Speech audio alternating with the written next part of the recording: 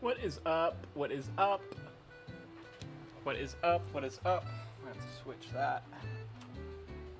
1 second. 1 bloody second. Ba-da-dum, ba-da-dum. Dum, ba-da-dum. I have texted the Yank. Ah!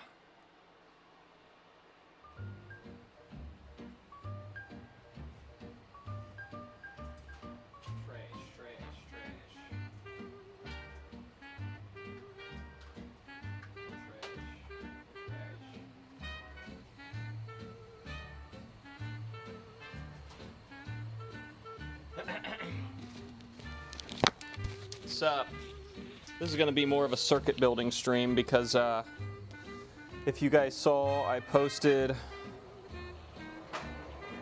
these, a short of these cool internet boards. Well, I posted a few shorts. I didn't even link these boards in the post, like where I'm selling them on eBay. But I've sold a lot of them. Well, not crazy amount. I've sold 3 of them. It is pretty crazy for just being listed 2 days ago, though, right? I think. So I got to make 2 more. I have 1 done here. That's the one I did last night. And I need to do 2 more. And I have all the parts to do so. It's kind of ingenious the way that the makers made this, because I can't take any credit for this. I just sent the files to JLC PCB, made sure the BOM file was right, made sure the parts were available on their website, and then paid to have them made, and then, you know, programmed them when they got here. But a majority of the work was done by the people who actually made these things, made the project. So very cool things. The 3D print is a design that we modified off the internet. The screw isn't tight enough. So we did do a little work, and by me I mean me and the guy who 3D prints these for me. So come on out of there. Yeah. So my initial post shows these completely in gold, and I transitioned to doing them in this nice black for the connector, because if you look at an actual Atari parallel port connector, it's black. So I think that looks pretty nice, and that plugs in right like that. So that's pretty neato, huh? What's up, crazy? What's up? I loved your impression, Yank. I thought he was in the room with me. Sup, Puddle? Sup, crazy? Sup, Yank? Sup, gang? The whole gang's here. So, when I sold these things, I sold them as completely gold, and now that I'm shipping them with the black connectors, but I think it looks better. I might make sure I'll send them a message and tell them that this is what they're getting so that they don't get all upset, but honestly, I think this looks the best. Not that you'll really see the connector anyway, because, well, you'll see the back one, but the front one will be in the computer, and this back one will be visible. But, yeah. So this is the first one that's completely done. We'll test it again just to make sure it's still working okay, but this one's ready to go out the door. So we got to make the other 2. As I was saying, the ingenious way that they did this, how did they, so Molex doesn't make these connectors anymore. They probably stopped making them like 20 freaking years ago. So I can't just buy the connector and solder it in. You're a wizard, Harry. You're a wizard.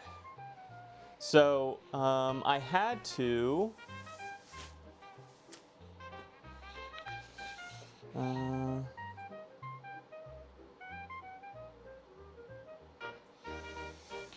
where did I put those pins? I don't think I took them upstairs, but I could have. So I had to buy bags of pin. Oh, they're right here. Right here, right here. So what we do to make these connectors is we just buy these gold solder pins, and usually, you know, you're supposed to put the wire in and crimp right here so that the wire's held. But instead, we just put them in this 3D print, like so,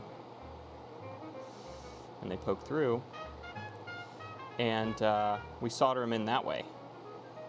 And then there's no crimping. Like, we need the full length of this connector.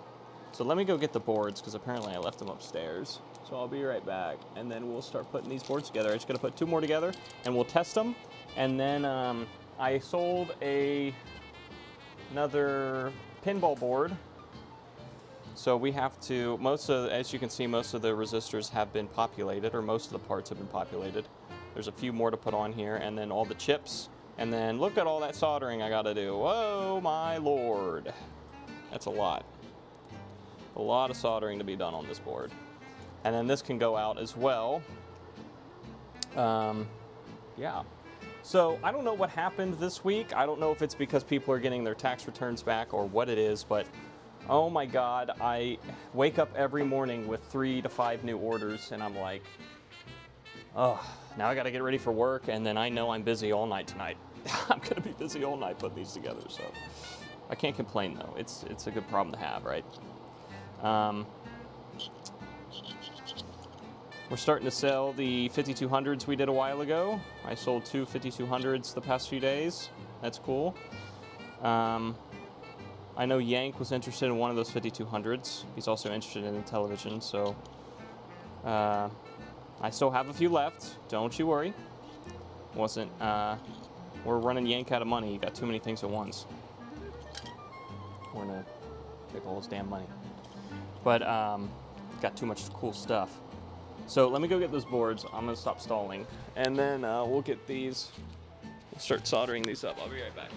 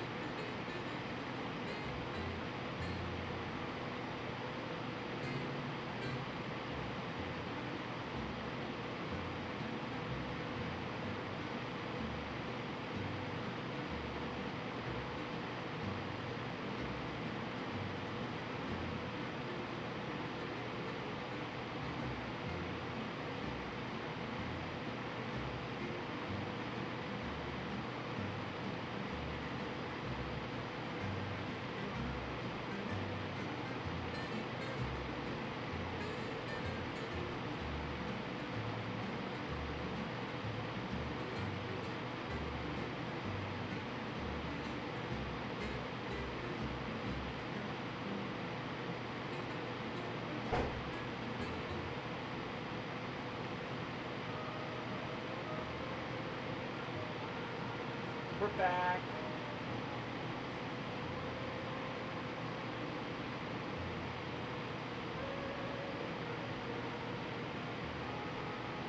Yes, it does feel good having things neat and orderly. I wish I could have things neat and orderly now and again. Need to work on that. But I digress. So, what do we got? We got the socket. And we got pins, so we'll do socket first. Socket is definitely the easier one to do because we just drop these in.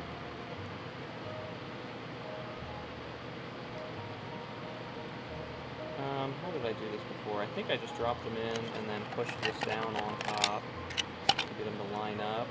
And then once they're lined up, we solder them in.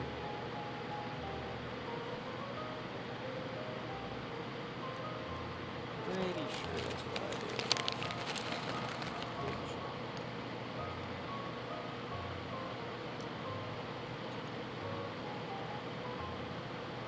steel separator.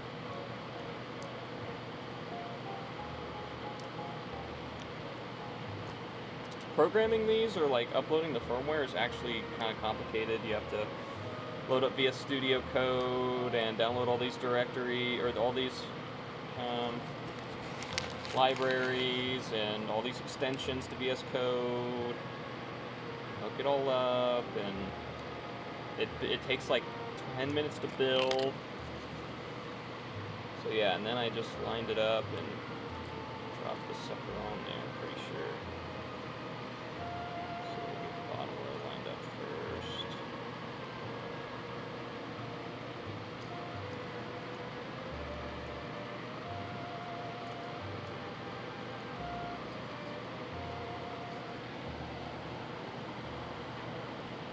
I don't remember how I did this last night. Did I do right to left? Yeah, that seems like it's a thing.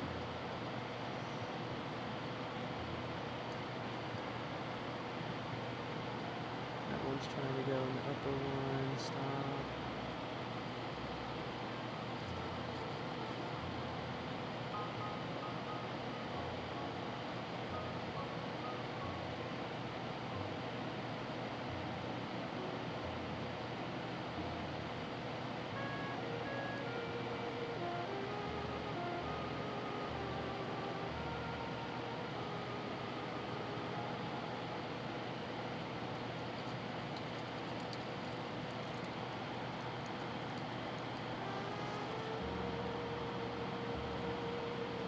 Maybe I did put them in this and then drop it in. That seems like it would make a lot more sense. I just can't remember. Yeah, that makes a lot more sense.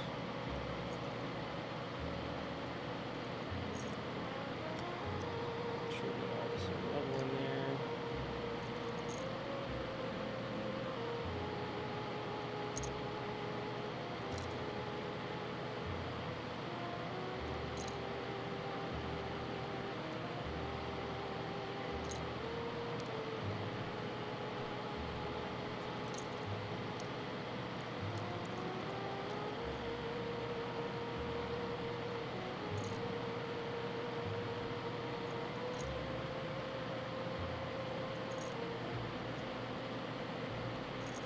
Yeah, because we use the 3D print to kind of line this up.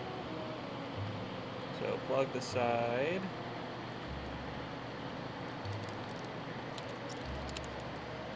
Just kind of shake it around until we get them all in there. I think we've gotten pretty much all of them in there.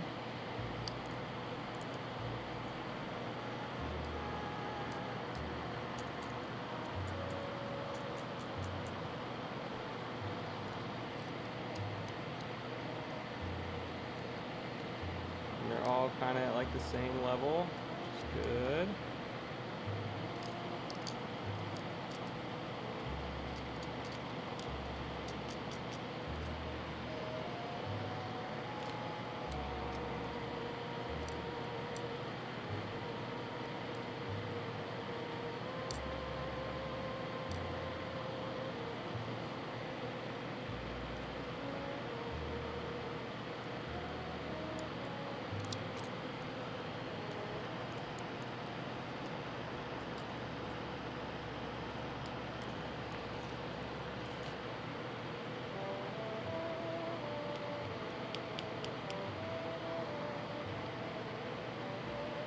Kind of want to poke through.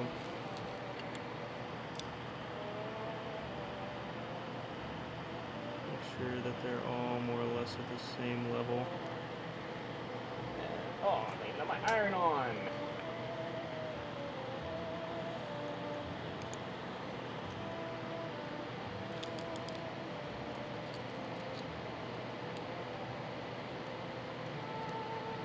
Dagnabbit.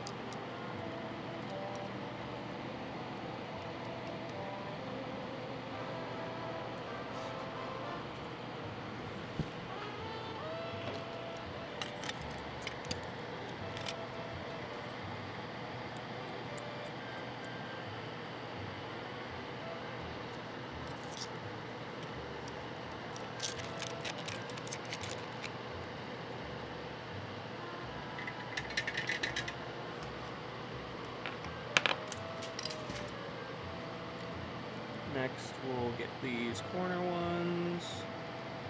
Oh, that iron's do some shit.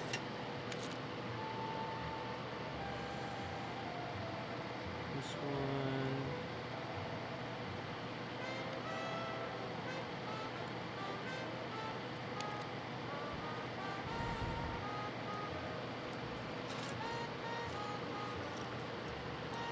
Wow. Is there anything in this solder bench that's entangled? Truly?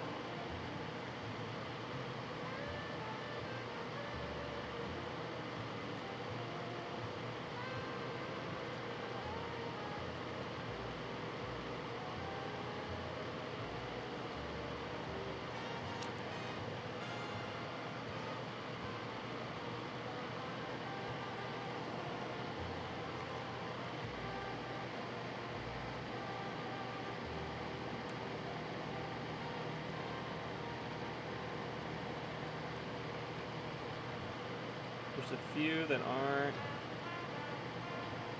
exactly lined up. There we go. On that one. And that one. Now we're kicking some ass. Okay, now we just got two more that are kinda misaligned. Need like a, yeah, the stick resistor would probably do, just to get it aligned. Probably would work just to connect it to something too. But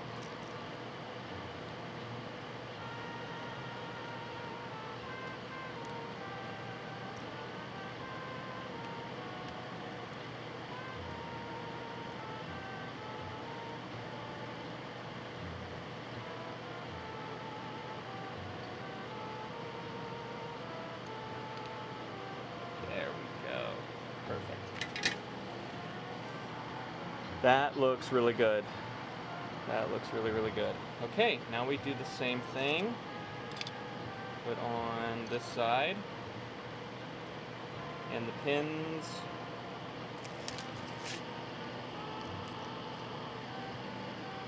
are kind of a bitch.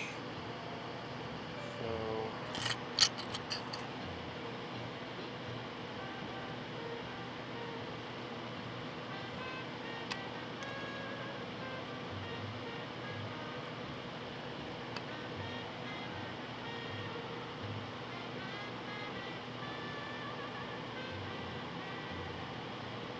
okay.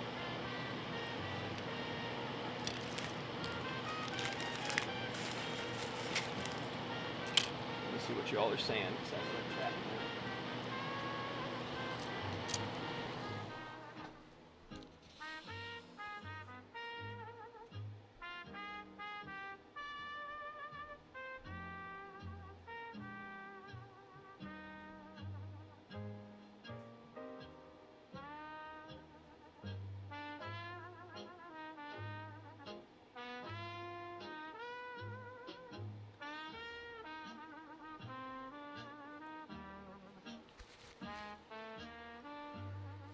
Okay, that's crazy. The PS1 has had, I've done 3 PS1s, the ONE version, and you know, always listen to the Yank. The Yank knows what he's talking about. I wish I had a PS1 here, but I don't. Like assume this is a PS1 board.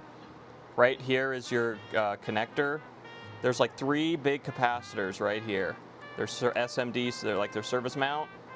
Replace all 3 of them, and your picture will come back. At least I've done like 3 or 4 PS1s with that problem, and it fixed them time. Thanks to Mr. Yank here. He helped me figure that one out.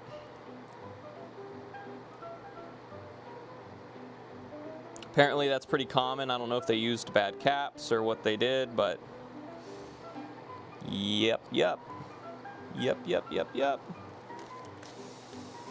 So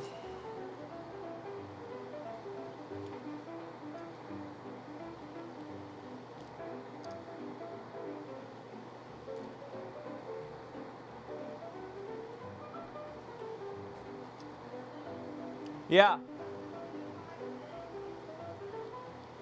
Yeah. Give me a second, I'll do it.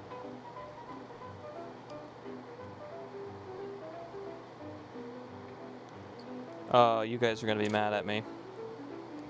You guys ready for a little story? I just couldn't spend the money right now. There was a massive auction in Louisville. Well, not massive, it was a storage unit auction.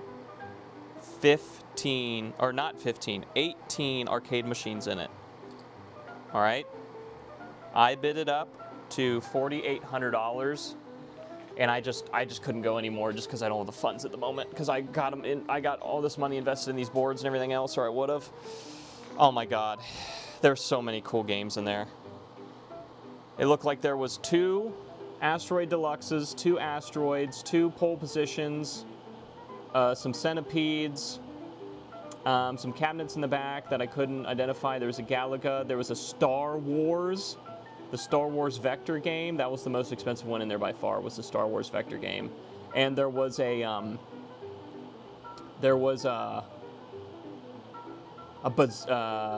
what's it called? Not Venture. It was Gauntlet. There was a Gauntlet. Howdy, Attic. Hello, ArcZ. Am I saying that right? ArcZ? Yeah, I almost bought it. I can show you guys pictures later.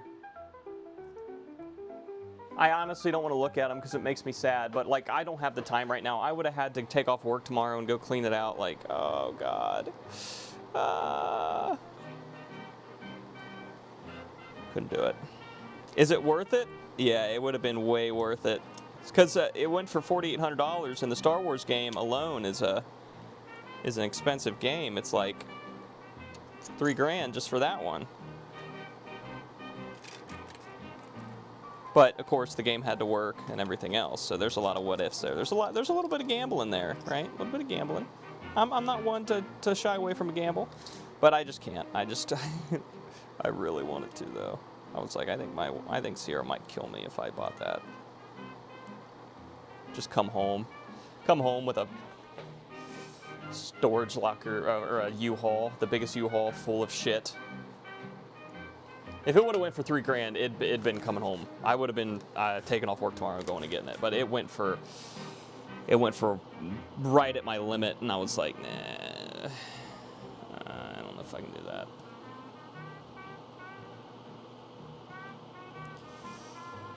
So I had these poking through a lot farther. Yeah, like that.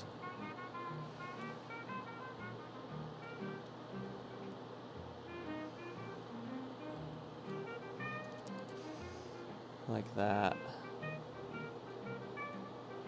I don't think it really matters. This is probably the right way to do it, how I'm doing it like this.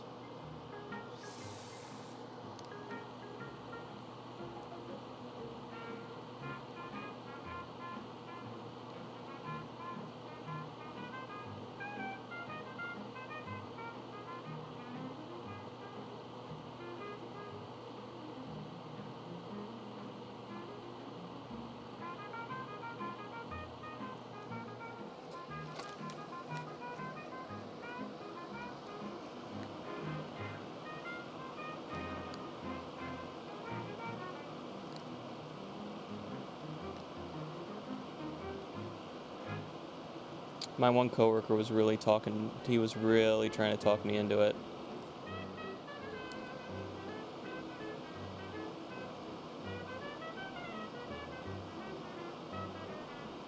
I was trying to talk myself out of it because it's a lot of money. He really wanted me to just go for it. I was like, have to drive 2 hours there, clean it out, drive back, run a U-Haul, fill the barn up. I already got, 8 arcade cabinets in the barn that are waiting on restoration already for this summer. So. Okay, so that looks pretty good. Now, I'm keeping my, how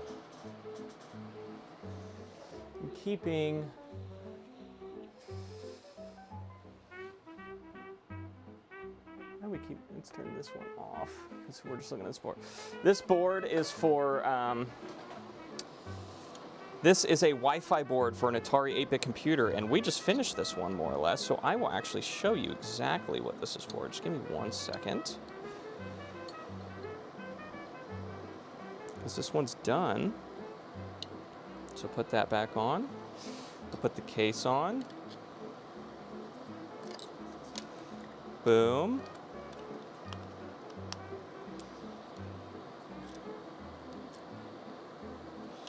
And the other side.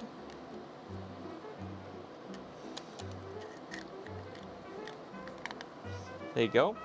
This is a board that gives an Atari 8-bit computer Wi-Fi capabilities. Now, how freaking cool is that? You can connect to a server with this, download games off it, play games, and it's all on a computer from, 1986. Loud! Thank you, Arksy, for the subscription. I didn't realize my TV was so loud.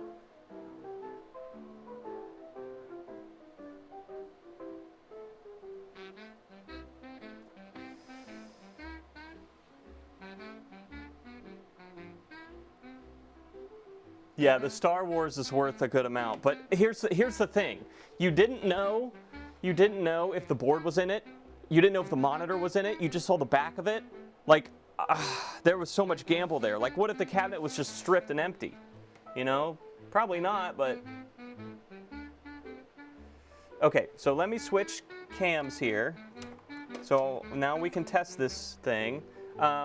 Arksy, to answer your question, I just have a camera on a tripod rig, or on a desk mount. Here, we'll switch to this cam. I can kind of show you. Hey, can you see? Isn't that great? Yeah. All right, 1 second. That's not what I wanted to do. Like, I have this camera right here, or I have this is a camera. I have this light right here. I have a camera on, like, the same thing that you can move around.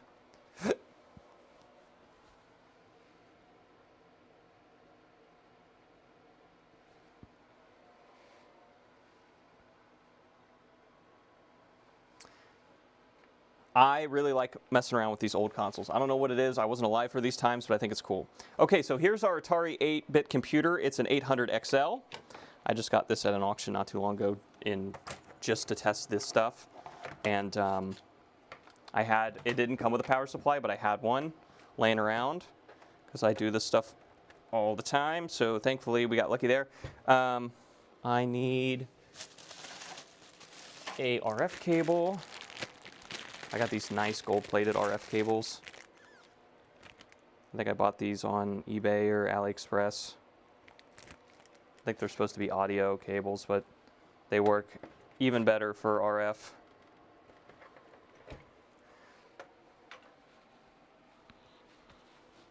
So let me plug this in. Okay, now here's the part that's going to blow Arksy's and socks off.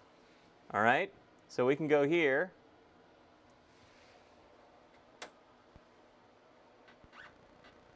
Whoa, I have an Atari 8-bit computer on stream. How is he doing that? How is he feeding that data in? Okay, so let's plug this guy in. Might take a few back and forths because this will be the first time these pins are being used. All right, pins, work with me here.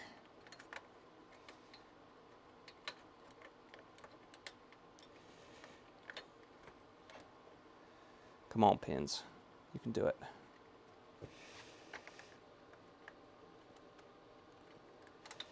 Am I plugging that in backwards or something? Nope. Let's see. Let's look at the other one we did. I don't want to force it and break them. Those are much deeper in there. Much deeper in there. Wonder if I need to make them all a little deeper. There it goes. It's starting to go. It just needs stretched out a bit, I think. Or we're just bending the shit out of them. Let's look. No, they look okay. We just needed to get them used to being used. Okay, so if everything is working good, now that that's plugged in, we should see and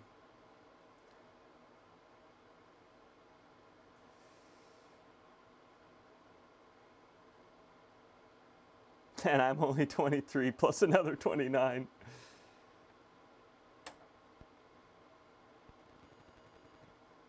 Look at that. It boots FujiNet, so this is running on my Atari 8-bit computer. There's the MAC address of the device. There's my internet, so it is seeing my Wi-Fi signal in my house. TNS for Tristan and Sierra, of course. The dynamic duo. Okay, to tell you how I'm capturing this, this puts out RF, right? It's not a composite signal, it's radio frequency, like how your TV antenna brings in picture. So it needs to be modulated. How are you going to modulate the signal and get it into OBS? Well, you're either going to put it into a TV with an RF modulator, and all modern TVs still have. What makes it something a TV versus a monitor is the TV has an RF modulator in it that gets you antenna reception, right? So I actually have on the desk here, let's see if I can show you. Oh, that's still in the wrong cam. Let's see. This is my favorite thing to show off because it's just such a random, like who would have thought this would be used for this?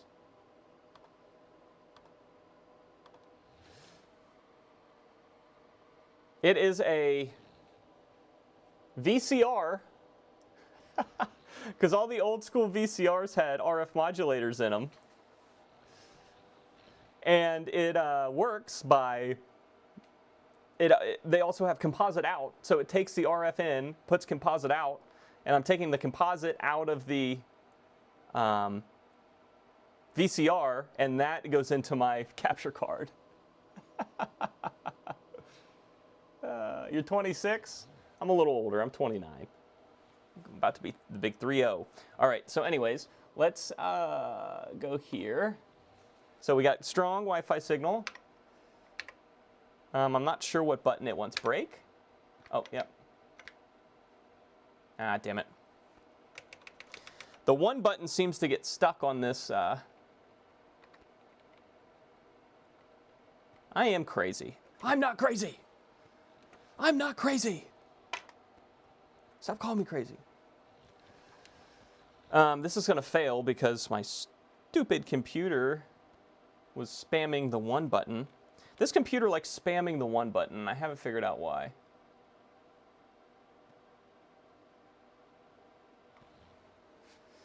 All right, fail already. Come on. Yeah, it's not gonna work. Hurry up. So what's great is that I like doing this, yeah, unable to connect. So sad. Okay. Scanning. Hey, we're getting so good we can pick up the neighbors. Okay. try to get this one button unstuck. I really just need to pull the whole button out, but I don't know if I can do that on this keyboard without breaking something. Okay, I pulled it. Good. Okay. I don't know what's making this one button click all the time, but we're going to pull his parts out and hope he stops. Anyways, all right, TNS. Enter password. Delete. Yeah, there's all the ones. Put our actual password in. Look at that, success. This is what it brings you to, okay? So on this screen, this device does have an SD card spot. So you can put an SD card into the side of the FujiNet and pull files off of your SD card. Let's go back to this screen so you can see what I'm doing. Kind of. So you can go down to these different internet sites, and you can click on one. And this directory is not on my computer, it's hosted online. So we are now on the internet. And we can go to the Atari directory. And we can go to games. And we can pick a game like Space Caverns, and then it wants you to mount it to a drive, okay? So there's 8 drives that you can mount to, because this computer doesn't know what an internet is. It doesn't, all it knows is I am a hard drive, I am a cassette drive, I am a mouse, I am a blah blah blah, I am a blah blah. So the way that this works is it loads files and then emulates the file into a hard drive, pretty much, or floppy. So we're going to put it in there. Okay. So now in drive 1 is whatever game I chose, Space Caverns or whatever. So now if I hit Option, I'm going to boot the computer. And because this is a non-basic program, I'm going to hold Option so that it runs the code in assembly. I'm going to let go. I might need to hold it again now. Oh, no, there it goes. Oh, so we didn't get Space Caverns. We got, what is this? We got DOS. So this might be a game that boots into DOS and then we have to boot it from there. But this is DOS 2.5 we're looking at. So I'm going to hit reset on the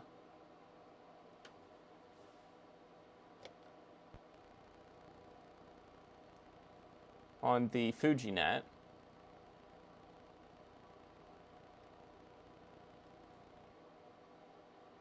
Oh, now I've really confused it, I think.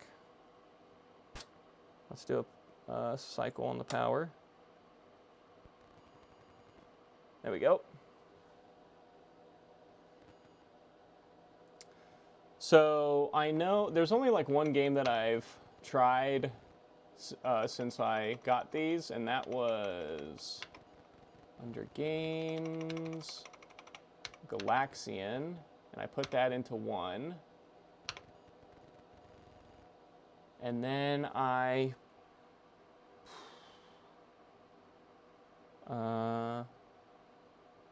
booted.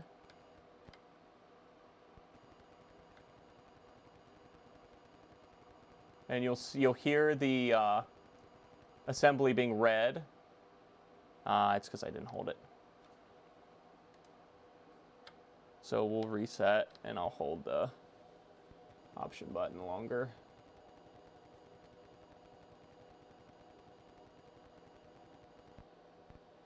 There it is. So now we're playing Galaxian on our Atari 8-bit computer over the internet. We downloaded this game. We downloaded this.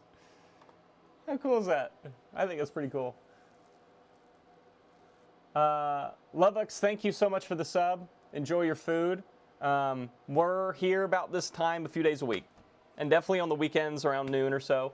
We're here hanging out, messing with whatever the hell. You guys have been talking a lot about phones and stuff, and I haven't really been involved. I'm glad you guys are having a good conversation. I'm sorry.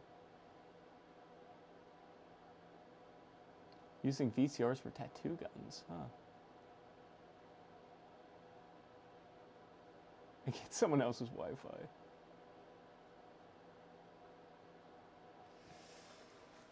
Keep it cool, man. Keep it cool. Okay, so now I want to... So if I turn it off and back on, does it auto boot FujiNet, or do I have to hit reset? It auto boots FujiNet, okay.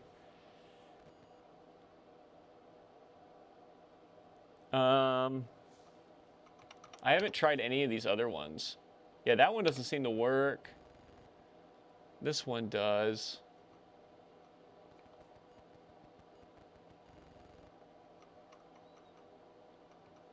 Oh yeah, here we go. This is the big list. This has all the games in it. So we can play Donkey Kong Jr. Enhanced. And these are XEXs, which I think means it has to run DOS first.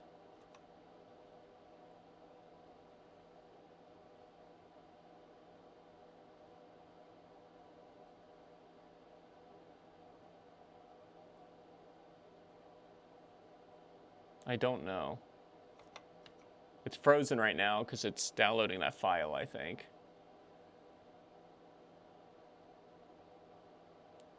Or I broke it, one of the two. There's Lovik's pop-up. Thank you, Lovix, for the subscription. Thanks for hanging out, man. Yeah, it needs DOS. Yeah, I thought so. Okay, there we go. Finally loaded. So if I go back, Atari, or it needs not DOS, but it needs basic, fast basic, there.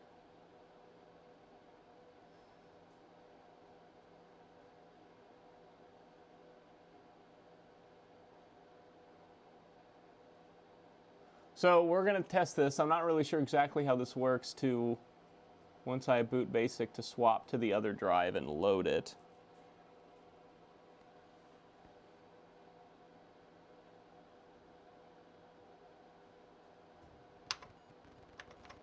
There it goes. So now if I hit option, it mounts them all and restarts.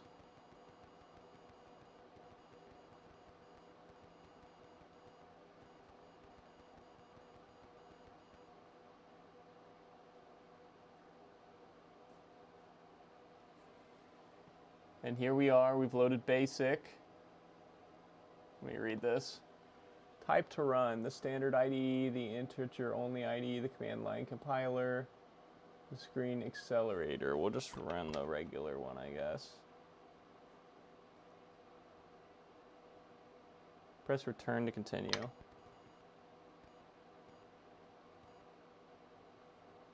All right, and now we're in DOS, and I can hit next on that, which should it needs DOS. Oh yeah, you're right. You're right. It's not basic. It's DOS. And exe would be DOS. I agree. I agree. So I don't know if this is gonna work, but we're gonna try it anyways. Why not?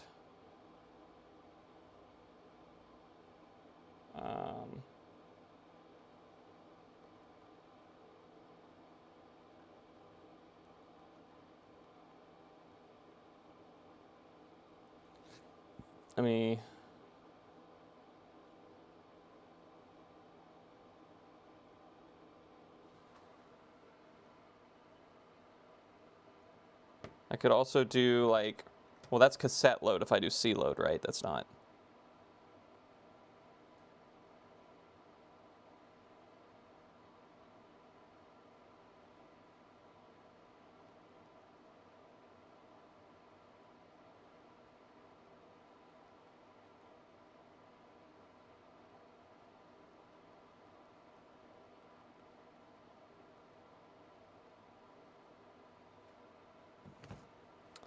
So it'd be load D2, D2.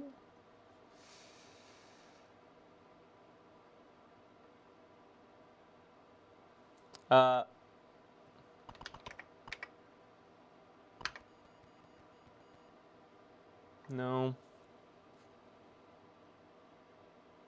Oh, okay. So let's restart here.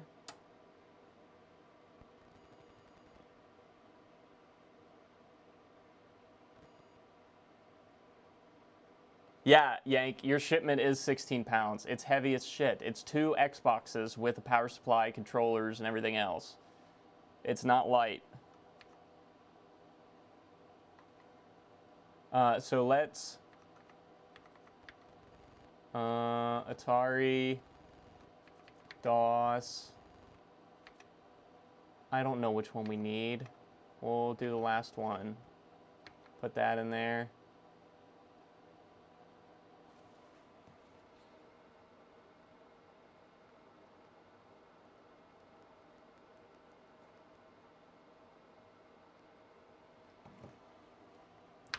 I always have to hit it a few times, and I'm not sure what that's about. Okay, and now if I hit Option and mount that,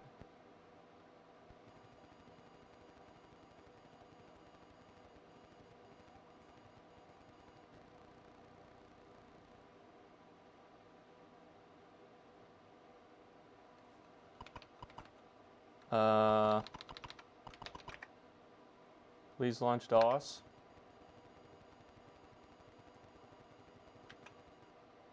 There it is.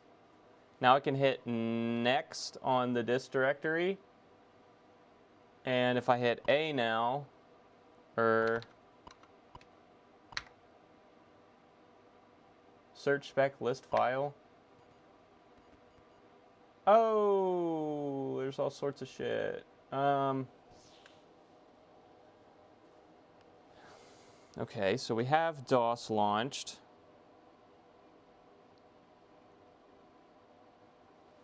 So let's L for binary load. Load from what file?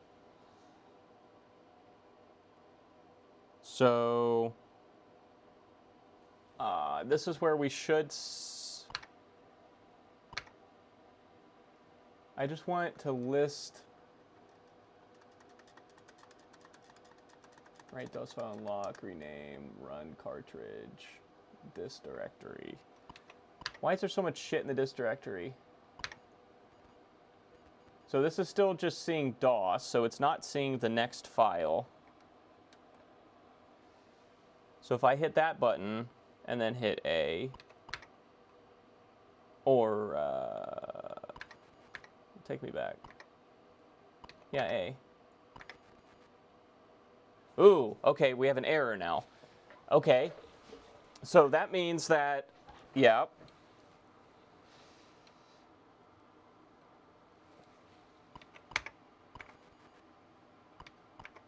Okay, we've upset it by changing the thing. So let me restart. See you later, ArcC. Thanks for hanging out, man. Oh, we've hitting restart also wipes our internet, huh?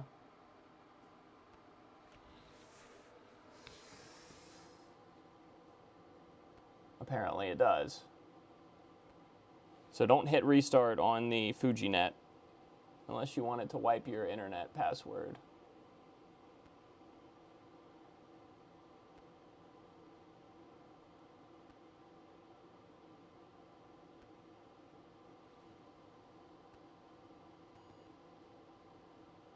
Oh, okay. It just took a while to connect, I guess.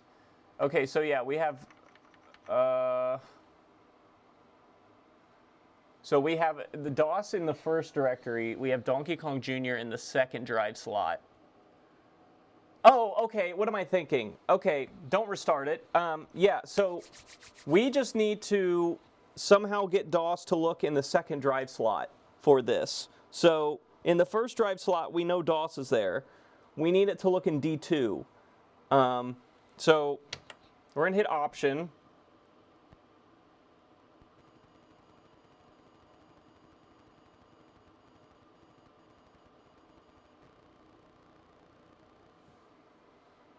And then we're going to type DOS to launch DOS.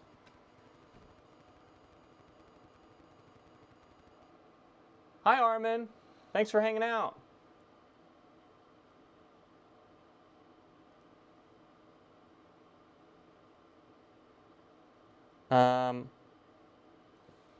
So we're going to do dist directory, and we're going to give it a search spec. We're going to do D2 colon everything. We just wanted to show me. No. How do I get? Yeah. Okay. How do I get it to put the star, bro?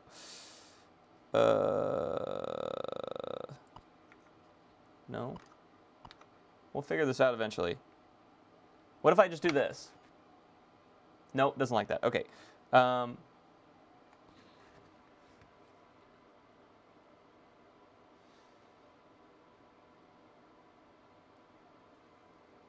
Select item, return to menu.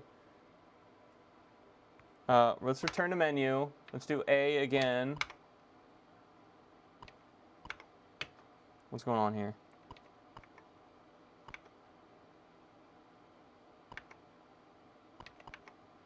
Why does it keep doing that? I'm not hitting anything. I just want to go. No such item. Select item. What has happened? Reset again. Yeah, I just want to D2 everything, which is star. I just don't know how to get. We will figure this out. We will get. I guess I'll change back to this cam. So dist directory, search spec, list file. So this is where we should D2. How the fuck?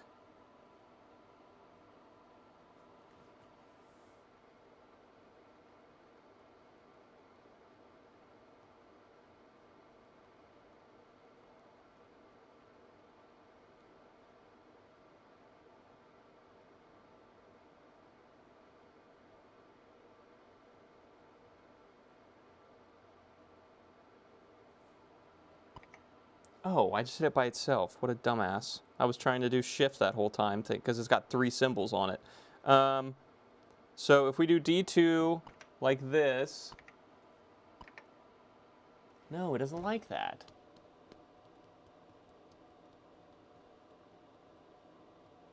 So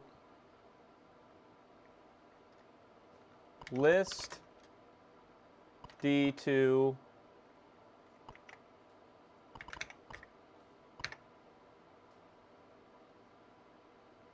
please type 1 letter.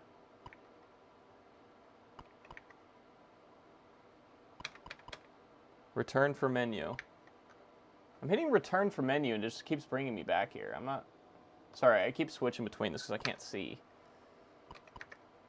No such item.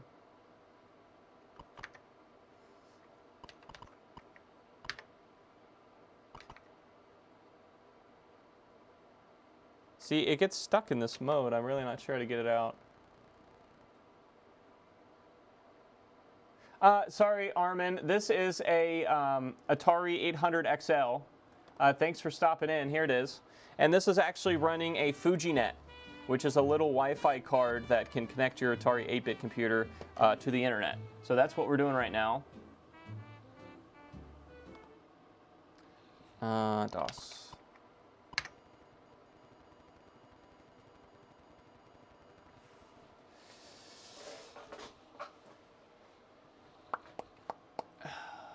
So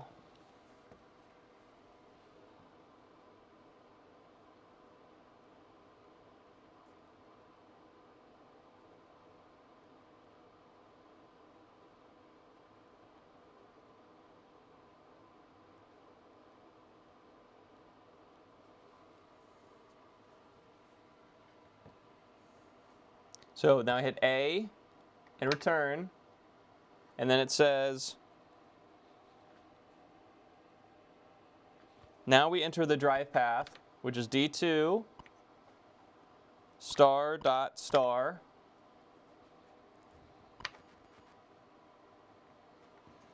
No, it's not working.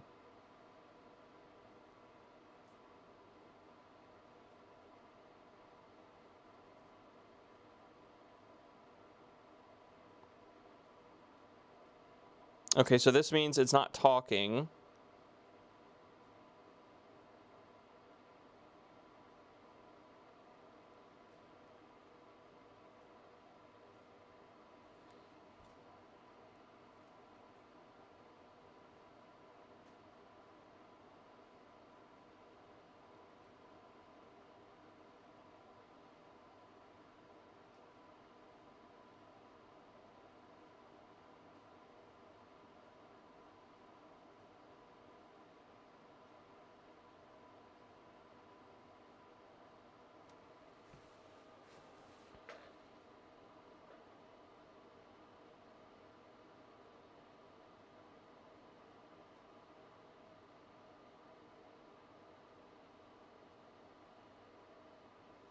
Okay, let's see. So,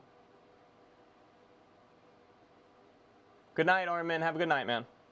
Let's just do a restart, and I'm just going to put that in drive 1.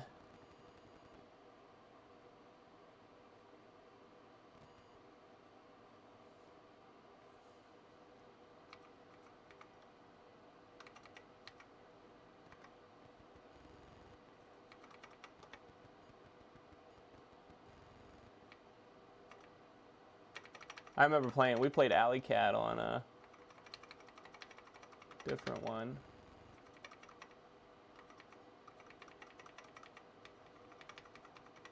Is this where Donkey Kong was? Oh yeah, right there. We'll put this in the, let's just put it here. And then boot.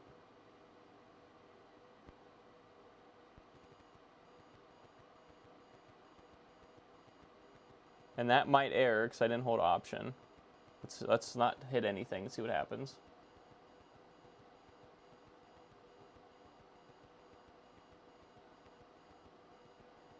Well, it's very upset now. Is it making a noise? Now it's not. Let's do a reset.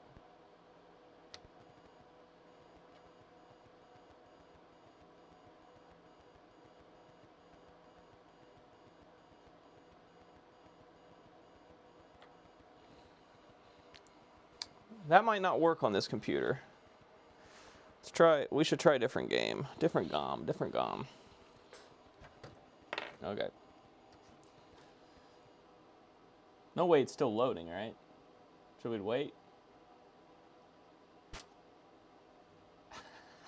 Angry. Ain't got any damn forklift for 16 pounds. God damn. This motherfucker sent me 16 pounds. Shit.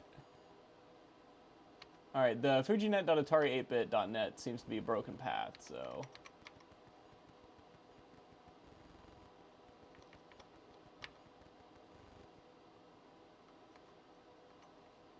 Let's just try something here.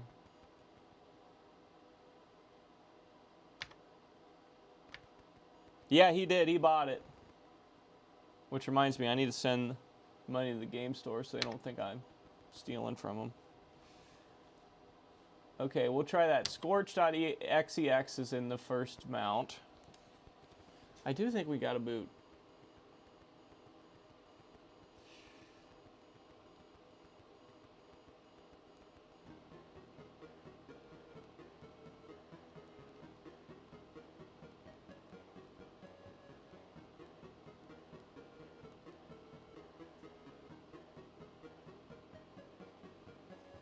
Okay, that worked. There it is, Scorch, whatever that is.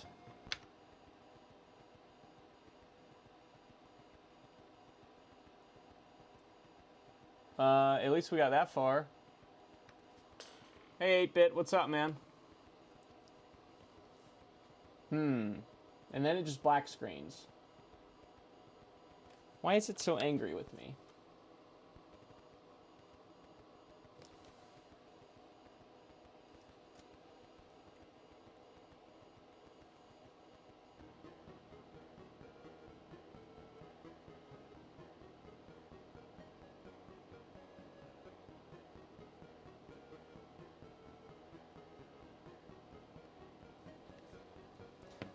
So it boots to this, and it says 145 in the corner, which I'm assuming is an error or something.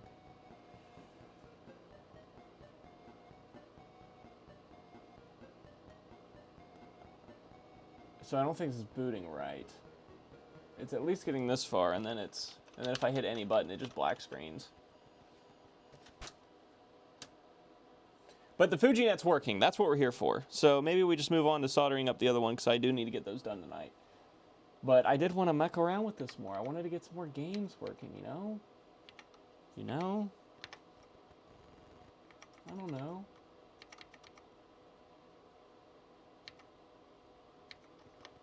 What's in the uploads? Expect some rubbish here. Star Trek game.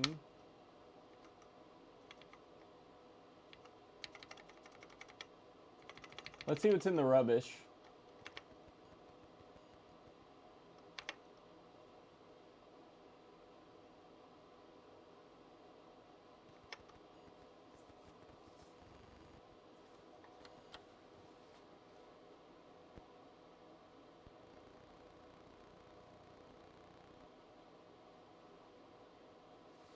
It just says ready.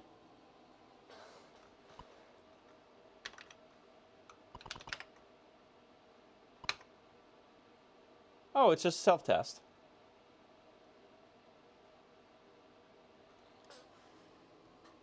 All right, we'll run the self-test.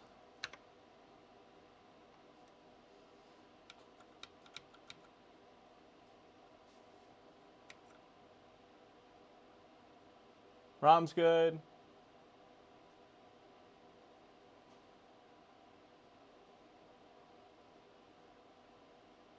Wow, RAM takes a while, huh? I remember doing this on the Atari XGS. This takes fucking forever. So let's not test our RAM. Help. So we can go down to audio visual. Test our 8-bit voices.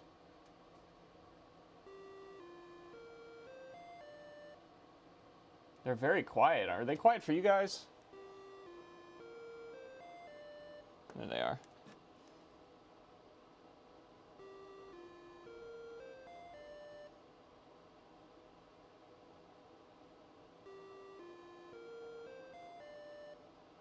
Okay. Oh, I hit reset. That's not what I wanted to do.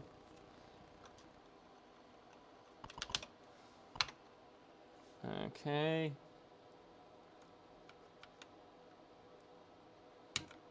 So I don't know why our 1 key is so sensitive.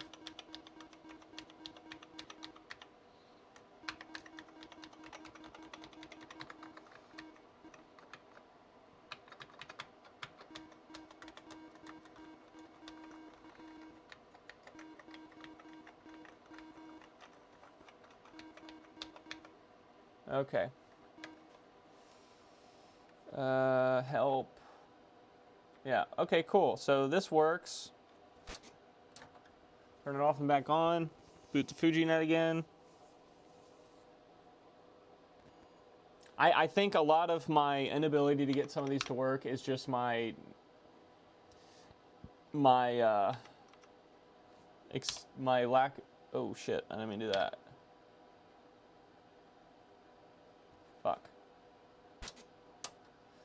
I got rid of the server.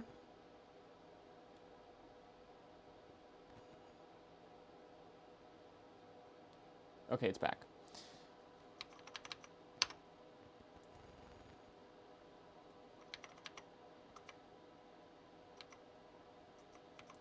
High Score Cafe. Wonder what this is.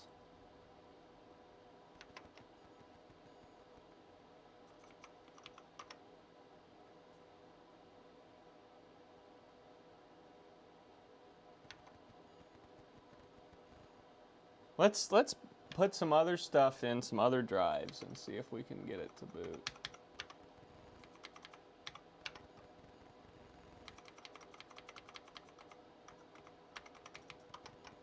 Can we do some networking things? Modem programs and stuff? I don't know.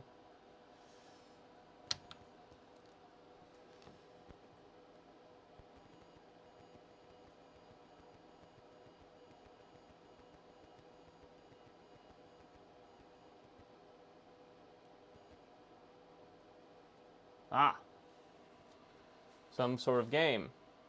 Oh, here it is, High Score Cafe.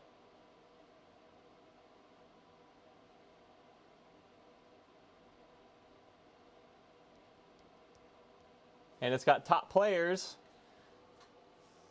that are being saved on the server, I bet.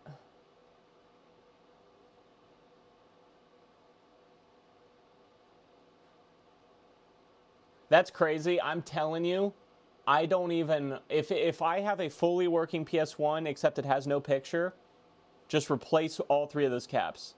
It's just like doing a GameCube. If you got no laser, and the laser, but the laser you can see the laser turn on, replace all the caps on the laser board. It's 3 caps. It's totally worth it, and it most definitely will fix it. In every instance I've ever had, it's fixed it. Anyways, okay, so that's another one working. Let's get some screws in it. Let's get you guys to a camera that makes sense.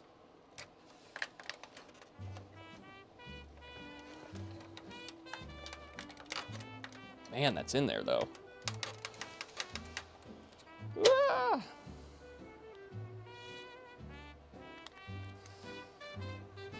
All right, let's get screws in this. I have screws somewhere.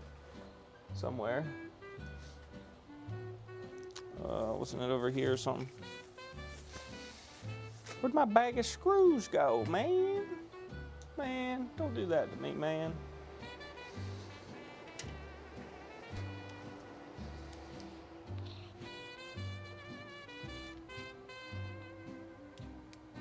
Where did my McMaster car bag of screws go? I blame one of you guys. What'd you do with it? They stole it. They stole it. I know they did. They took it from us.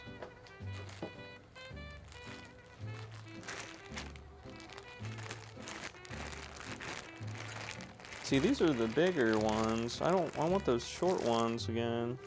These are pretty long.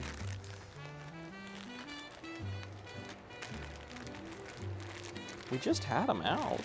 We just put that one back together. Maybe we didn't have them out. Maybe I'm tripping.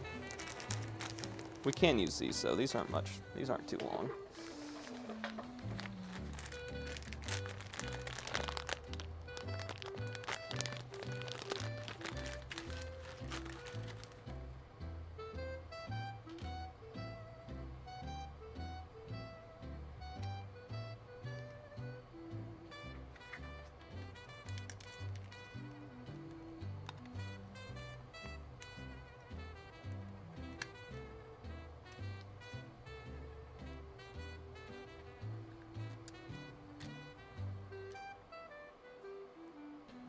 Oh, they're changed now. Did it work?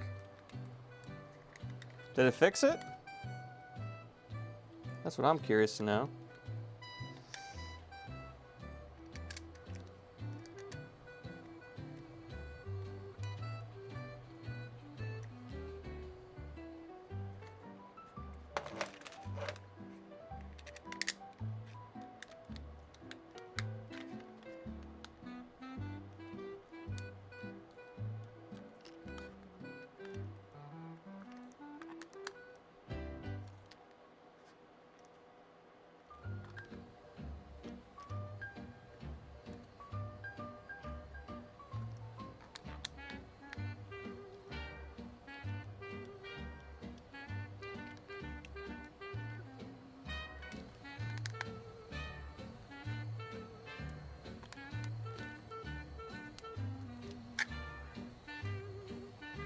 All right, there's another one done.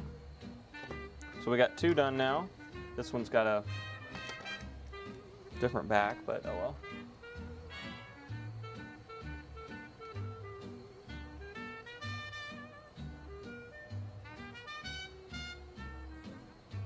Oh man. I am at least old enough to remember that. Being at home and playing on the home computer, and then grandma calls and kicks you off. Oh man. Nothing made you more mad. I'm sure it'd make you even more mad if it was like a telemarketer or something, because like, what the hell? You know? All right, let's solder that other one up now. Let's solder it up. All right, so here's the board. Let's do...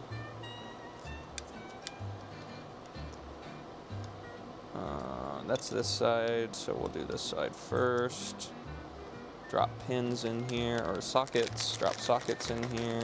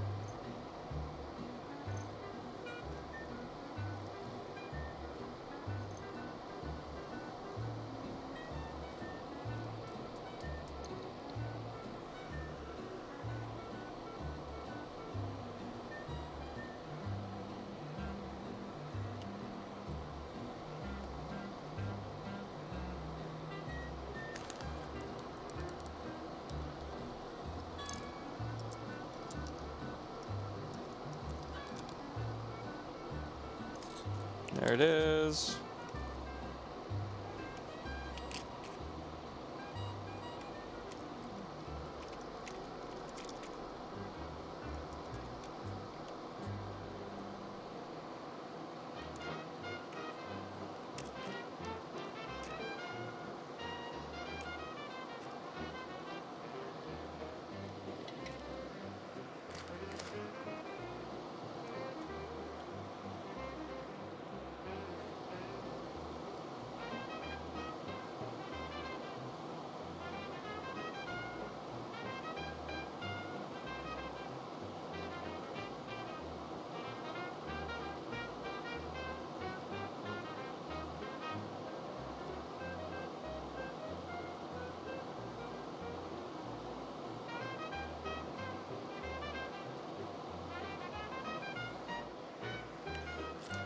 There we go.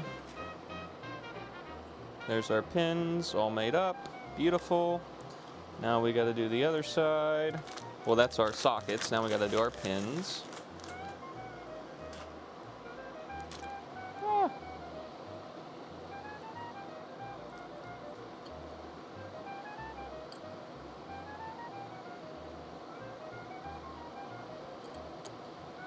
Is the camera doing okay?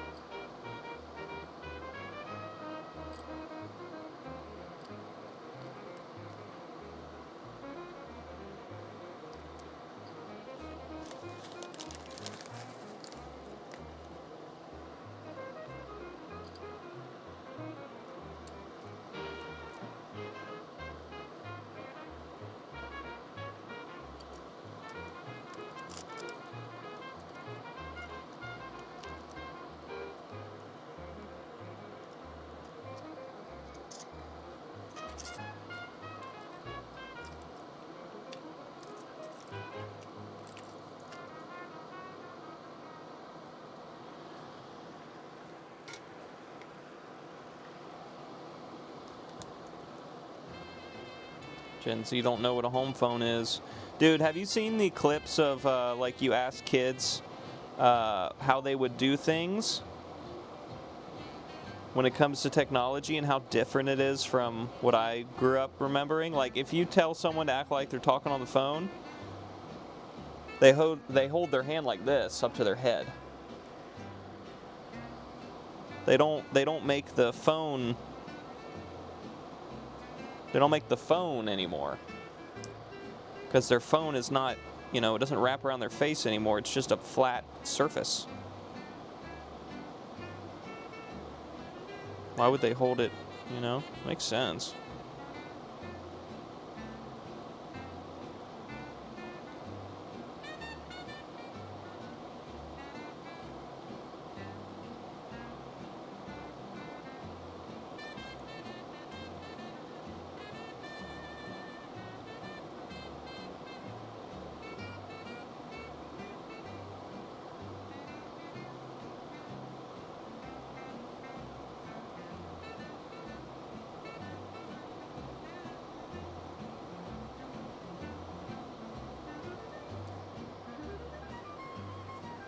Okay.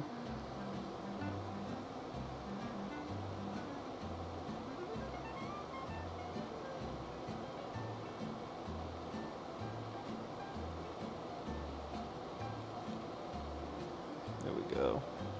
A little bit more solder on some of these.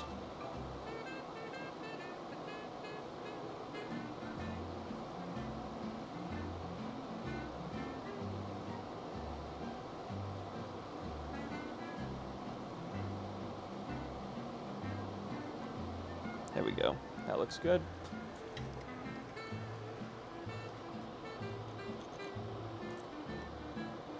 Put this one back on.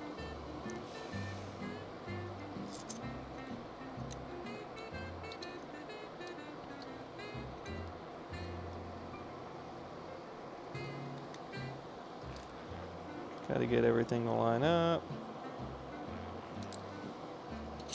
Something get bent? No, just being difficult, huh? Okay. Being difficult. What's new? Nothing is easy. Everything must be hard. Come on, buddy. Which one of you doesn't want to line up right? Like all of you?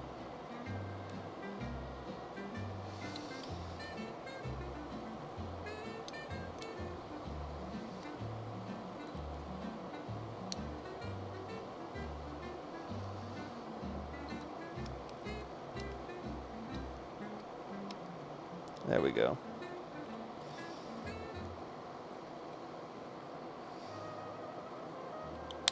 There it went. Click.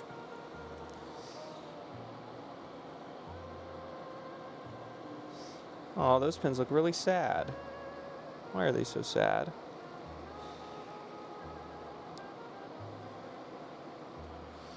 Let's see if it'll plug in, though. If it'll plug in, then I don't care. But if they won't plug in, then we definitely care a lot. Let's just get them bent. Oh, it plugs in.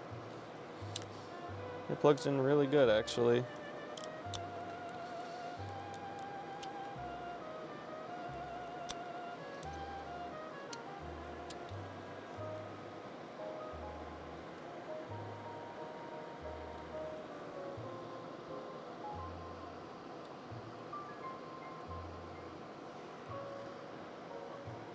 Is the whole receptacle just askew a little bit? I think it is.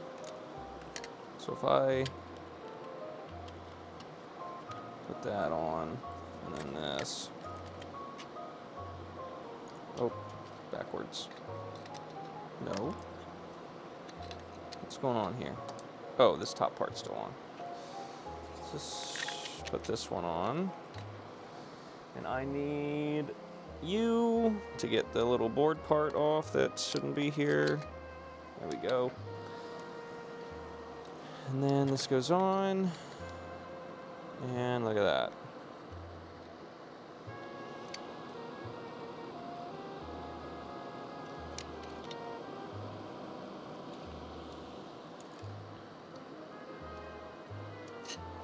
Our pins just look a little skew, and it's upsetting.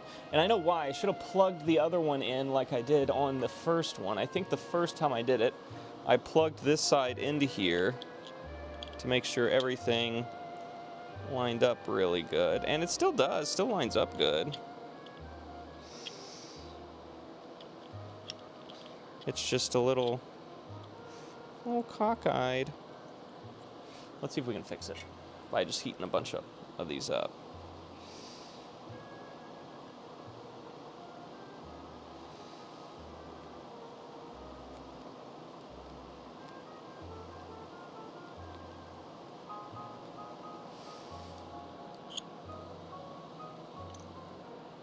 Yeah, it's a little better.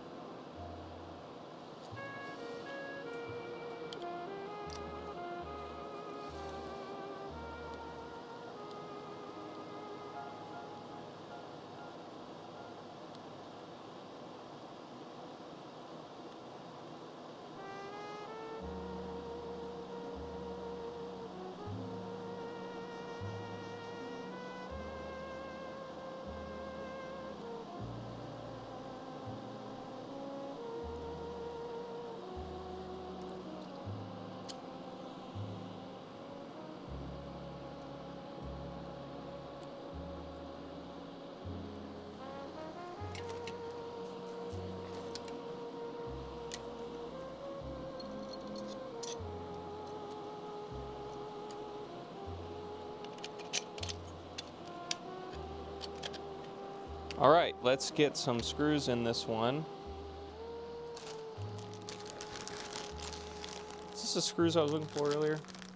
I think it is. Yeah, it totally is. They're the same though. Oh, nice, 8-bit. Let me know how it goes, man. I've been trying lots of different ways of doing that for a while. Nothing beats the sun, I have to say. Nothing beats putting the thing out in the sun for a good amount of time, but you need a nice, warm, sunny day. And this time of year in Ohio, we don't really get many of those, so the second best thing is some really high wattage UV lights. So you take what you can get.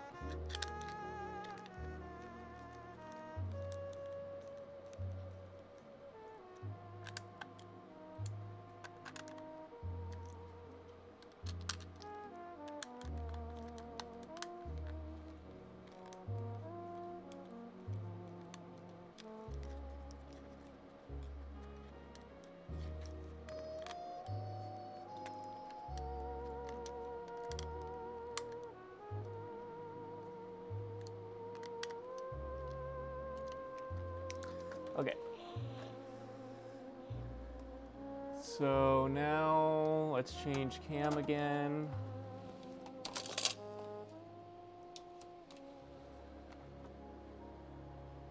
To this cam.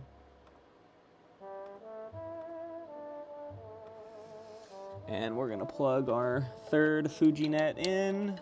And it's gonna fight us the first time as we get those pins used to that connector. There it goes. Yeah, that is tough. All right, and now we can turn it on. And there's FujiNet number 3 coming up. All right, are we kicking ass or what?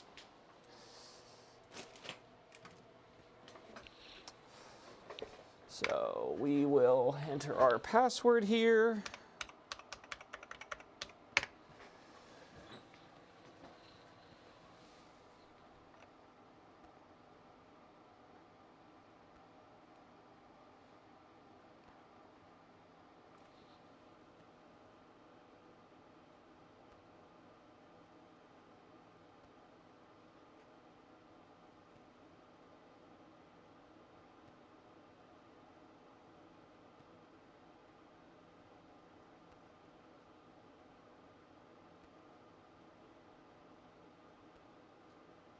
Trivia bots and MSN chat. Huh. And my computer ran like a fucking snail. No, I guess so. Shit.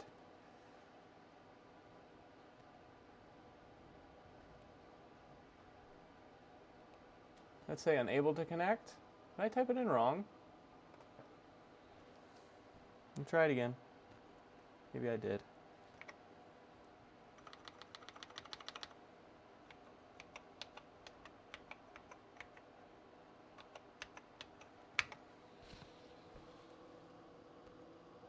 Hey, okay, I typed it wrong.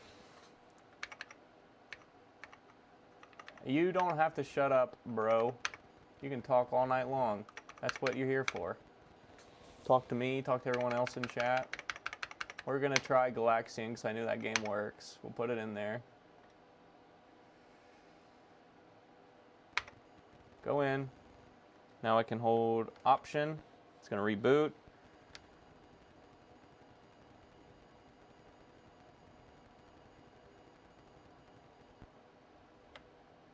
I didn't like that. Hold Option again.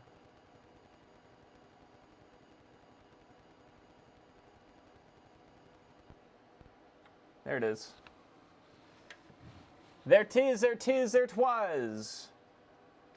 All right, that seems to be working just fine.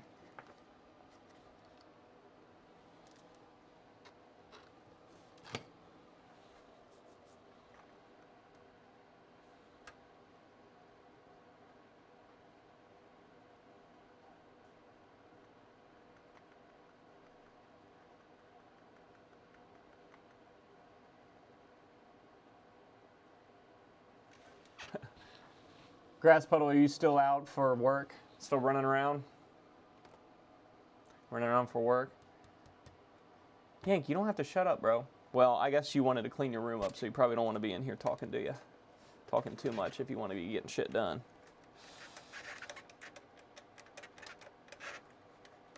No one's ever going to tell you to shut up in this chat. I can promise you that.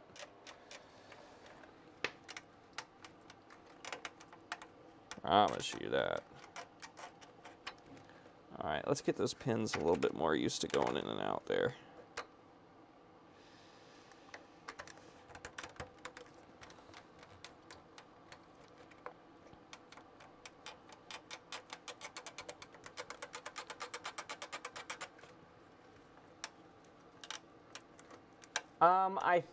I'm not sure if it has cassette files because it only emulates hard drive files, but it probably just has the games that were on cassette in hard drive format.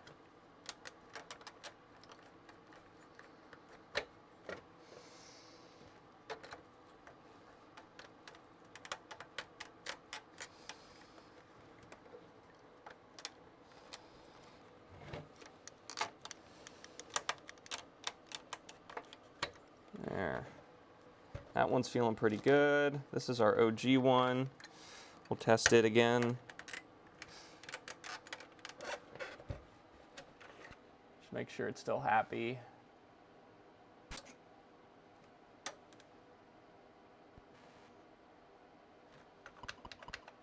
It's not happy.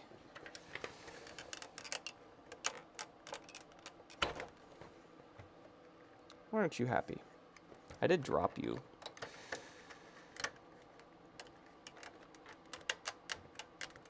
Probably didn't appreciate that very much.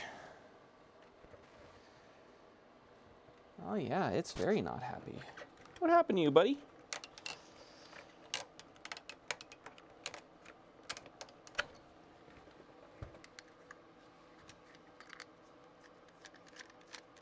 Might be making another one of these tonight. This is the one I've been showing off at. Took it to work and everything else, and it got tossed around a little bit, so maybe it didn't appreciate that very much.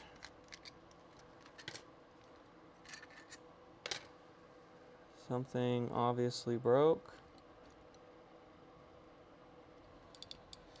Not really.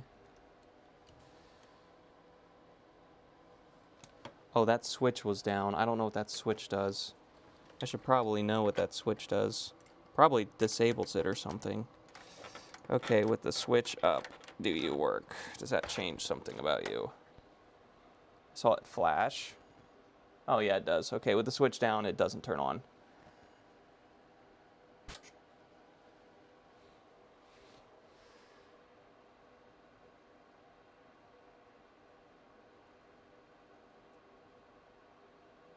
Shad up. I don't even know what that means, but we'll go with it.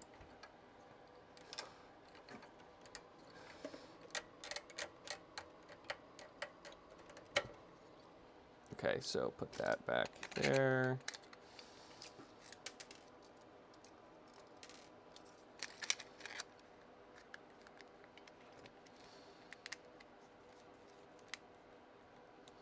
Tighten that one in.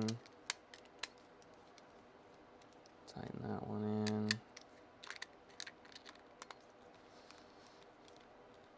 Tighten that one in. All right, now we got 3 of these to ship out today.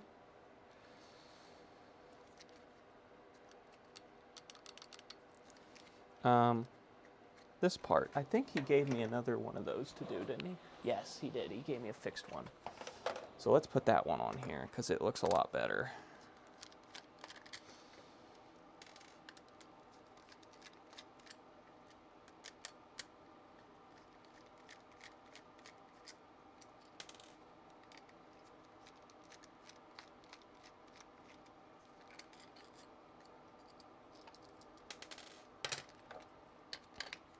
Yeah, that's a million times better. We had some print issues with this, with our first print, and we got that resolved. And it looks a lot better. I need to update the eBay listing photos to show the new build.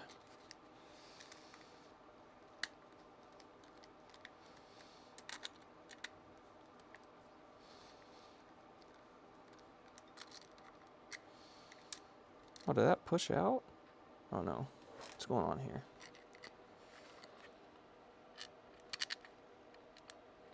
Hole's just barely not big enough. There, we got it.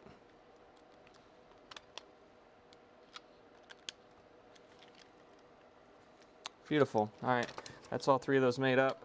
You can see on, well, we'll go to this cam. You can see on this print, this top part failed over here. The grill doesn't go all the way to the end.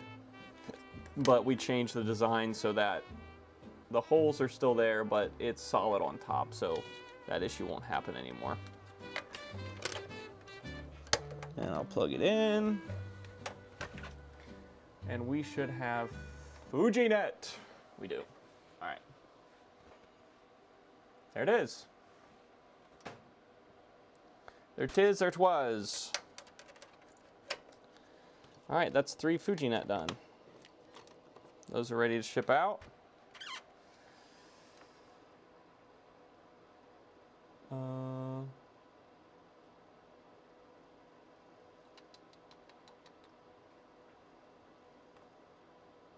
So now, I guess I will just solder up that pinball board for a while and call it more or less at night. I don't think we'll get into any fixing tonight just because I don't have time. We changed camera. Please see the change. You now see it. There it is.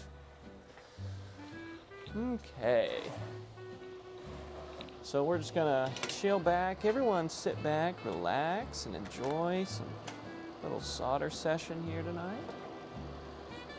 We're just gonna be putting all these resistors in that me and my wife started working on over the weekend. So she put a lot of these parts in for us, and we thank her for it.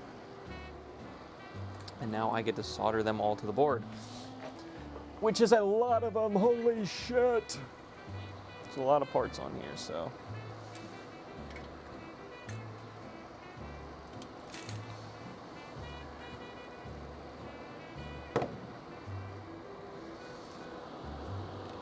But we sold another one of these pinball boards, so this one needs to get done. I can't explain to you how frustrated I am with the postal system right now, because I should have the chips to get this sent out tonight in my possession, and they are nowhere to be found. So that's really awesome. Then I had to tell the buyer, hey, just so you know, this is going to be a little bit just because I don't know where the fuck my stuff ended up, but it ain't here. So that really is not fun. But what are you gonna do? Not much I can do. I just told them, hey, this should ship out next week sometime, assuming all the chips arrive.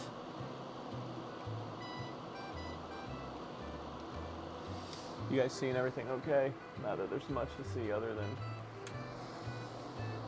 Me soldering, but, you know.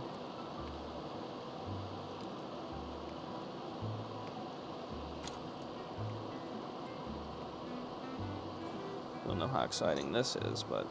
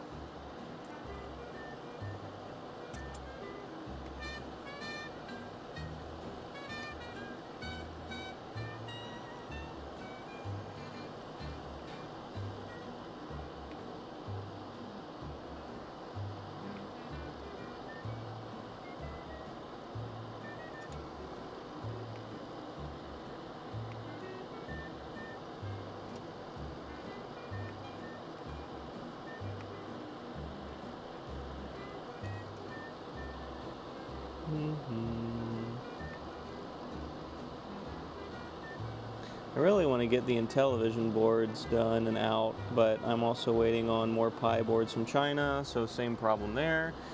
I just don't have any freaking boards because they are not in. I ordered them months ago. Not months ago, but at least 3 weeks ago now. And we are just... I'm in Chinese New Year hell. All the things are all backed up because of the Chinese New Year, and none of those people were freaking working for all of that time, so... And the duty-free port was not open because of Chinese New Year.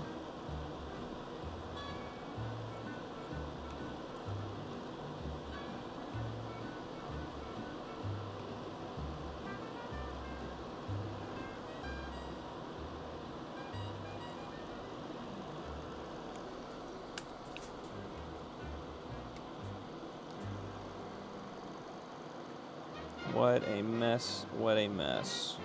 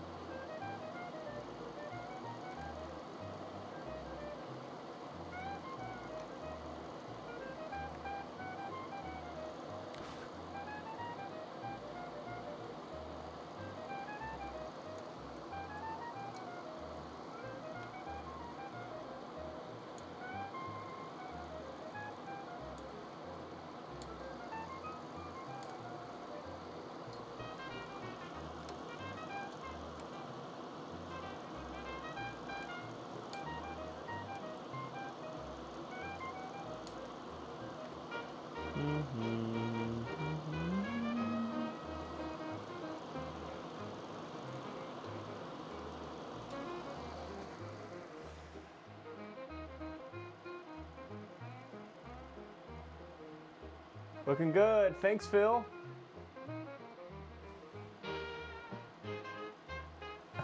Yank, it's not that. Dude, you wanted both those Xboxes. That's why it's so heavy. And I pack shit good. I ain't trying to get it there in pieces, so we pack the shit out of stuff. Especially after the last one showed up damaged. I was not risking that again.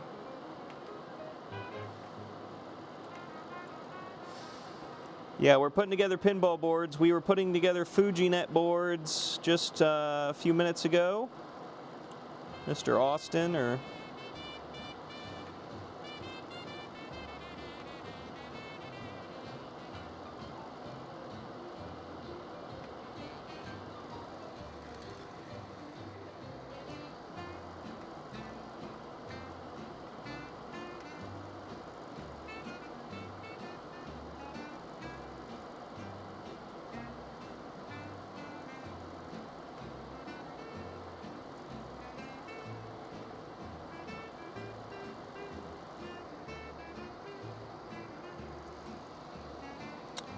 Okay, so...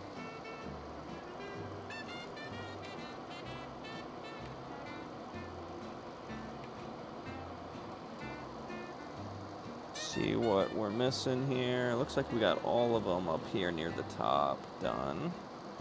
We got a lot in the middle to do yet, I know that.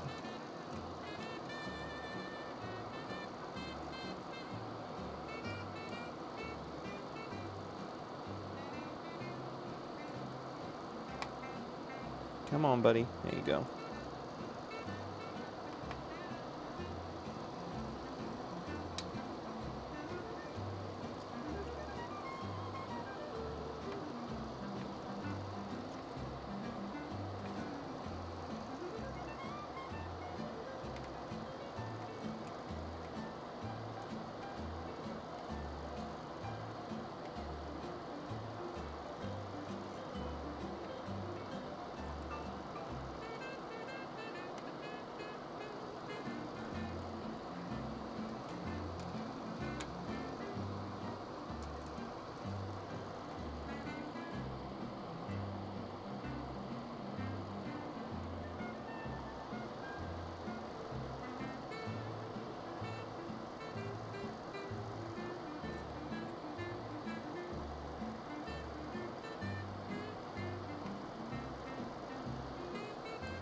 Okay. A few more here, and then we will start clipping. There we go. Have you played Atari today? Thanks, Phil Wheat, for the subscription. We always appreciate it here at Tristan's Electronic Garage. Everyone, welcome. Welcome. Welcome, Phil. We do lots of cool little projects here. Never know what we're going to be mucking around with at any given week. Can be as new as a PS5, can be as old as a 70s arcade machine. I think I might have done some audio stuff from the 60s before too, I'm not sure. Needless to say, you never know. You just never know. Those two need solder. Those two suck. These two joints were going to cause me some issues.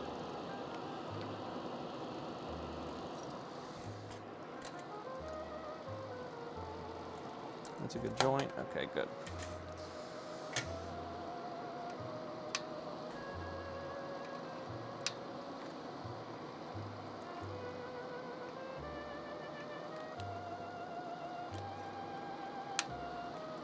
Have you guys played Atari today? Because I have technically played Atari today.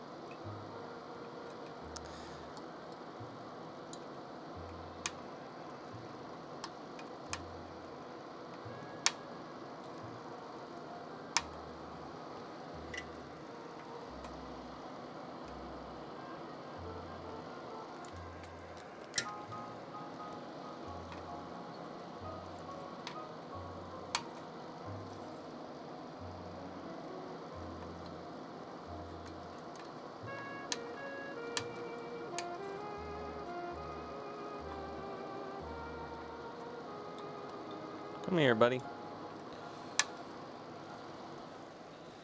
It's starting to look like a board, ain't it?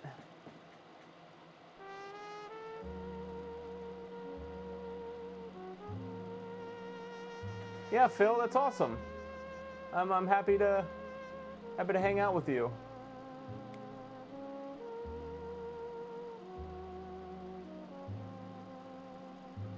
Happy to hang out with all you guys. Yeah, we're usually doing something a little bit more exciting than this, like fixing an old console, like a Coleco or an Atari or something like that.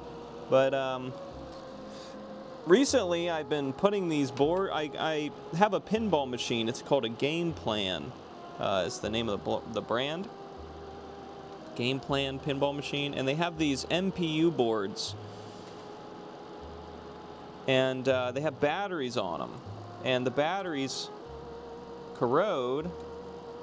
Stop burning myself. The batteries corrode and ruin the board, absolutely ruin the board. So to fix that, this guy pretty much reverse engineered the Game Plan MPU board and posted the files online for others to use, which is very nice of him. And I needed one for my Game Plan machine because my Game Plan Coney Island MPU was dead as a doornail. It was just completely hosed. I tried everything. I tried for months to fix that thing, and finally I said, okay, there's got to be something I can buy that will fix this. So I found this board design that this guy had made on GitHub, open source, and I sent in, I was like, okay, well, I'm going to send this to PCBWay and they'll make me boards. But, well, shit, if I'm making, you know, the way that if you've ever ordered a board from China, you know they never want you to buy one. They want you to buy at least 50 of the damn things or whatever. So I was like, okay, well, I'll buy a few of these.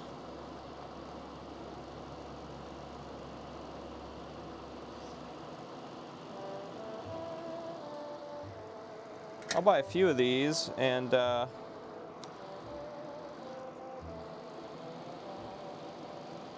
trace looks like it got cut a little bit. I might need to mark that and check it later. This guy right here.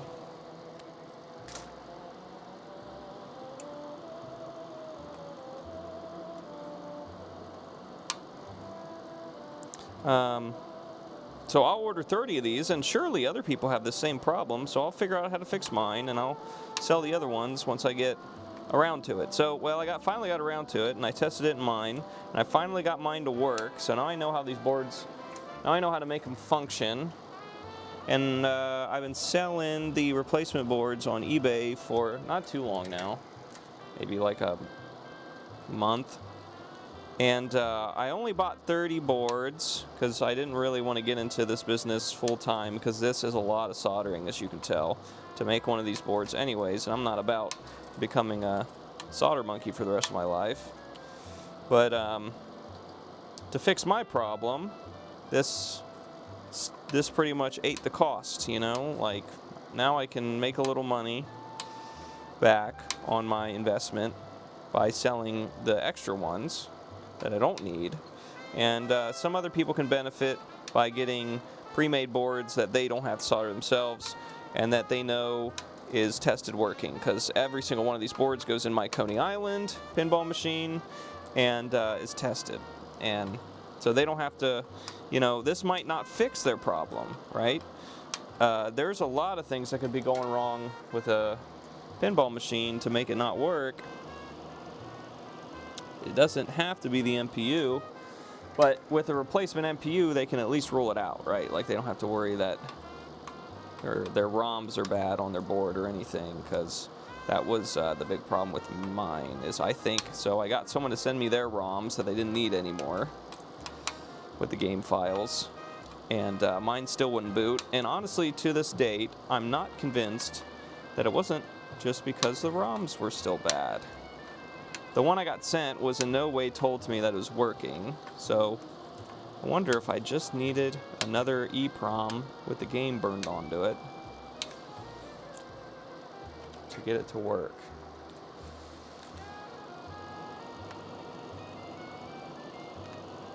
I don't know. The world may never know. All right, now we got to get into this mess. What was I doing here, huh? Well, these are cut. They can come off. Okay, good. Okay, good. This can come off. This can come off. What are we connected to here? These guys over here.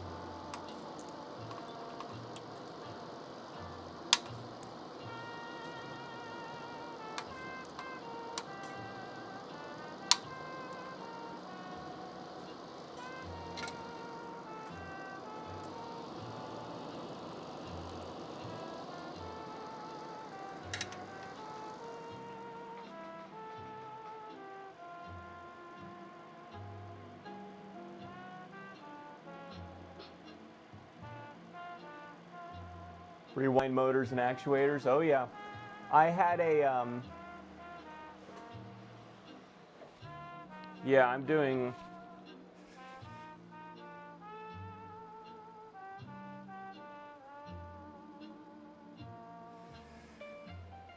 my old Amigas had the same problem. The soldered on batteries killed more motherboards than probably anything else with those. Yep.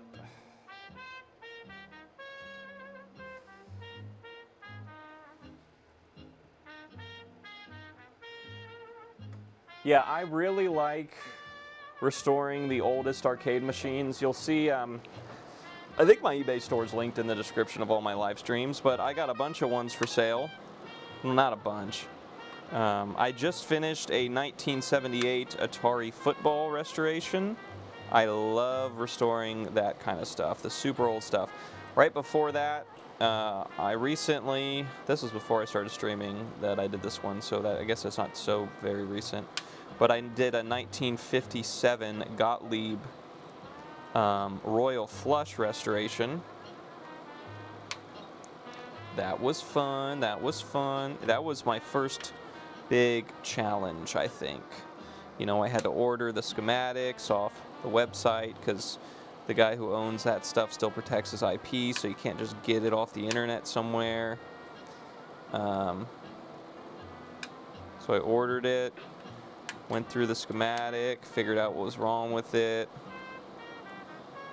I traced wires on that analog pinball machine until the frickin' cows came home, until I found my issue. It's actually just a random 2 wires that had shorted together, go figure, for God knows why, but they caused me a lot of grief for a very long time.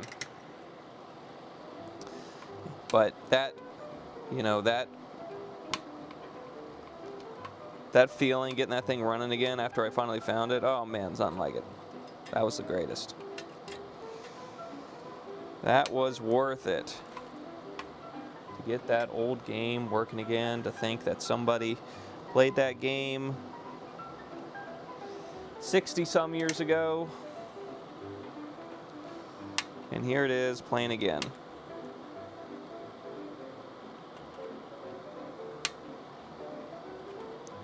It's cool stuff.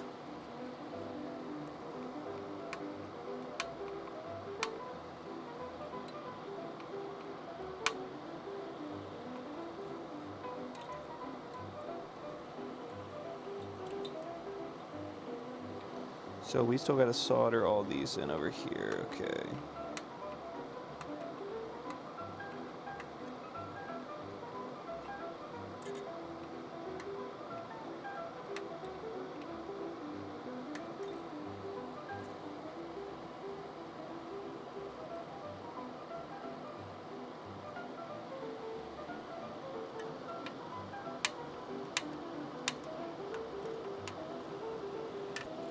two up here we need to do.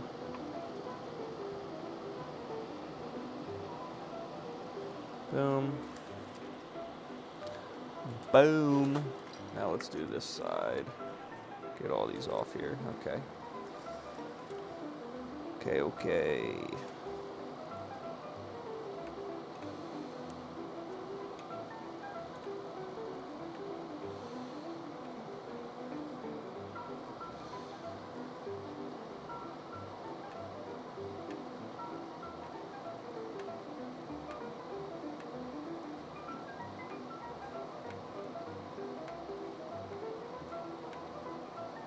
There we go.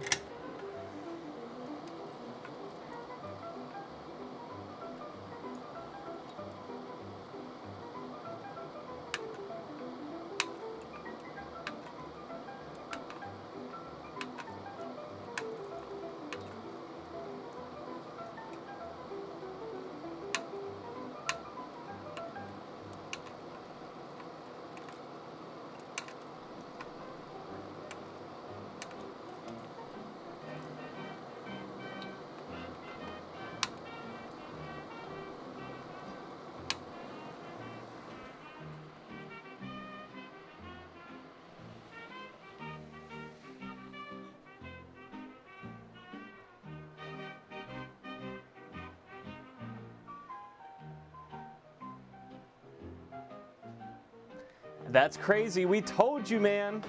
We told you, replace those caps on that thing, and that thing is going to come right back to life. I almost promise you, I would almost put money on it. That's how sure I am that that's your problem.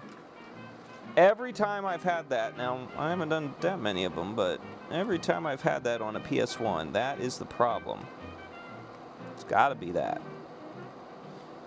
And Yank will agree. And if Yank agrees, that's how you know.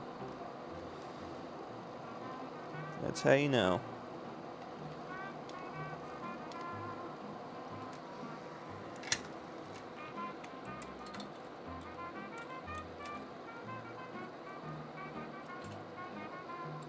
I've been in the skeptical corner against something Yank said a few times, and I tell you what, he is usually the right.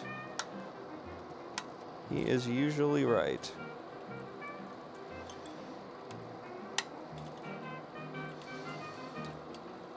I wouldn't want to be on that side of the argument very often.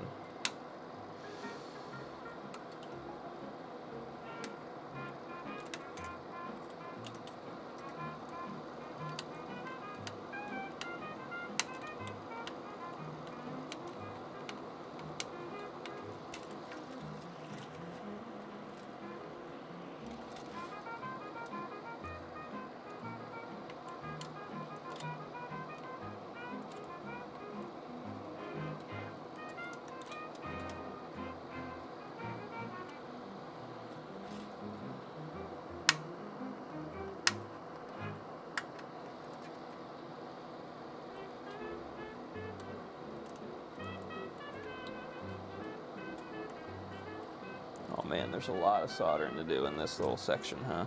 My lord.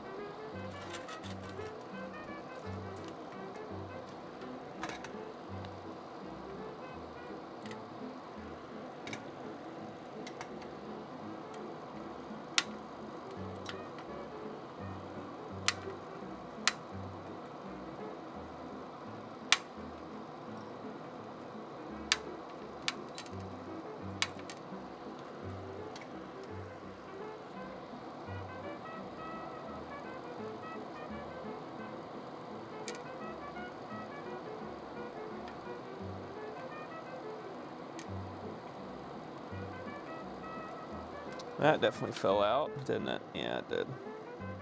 2 of them did.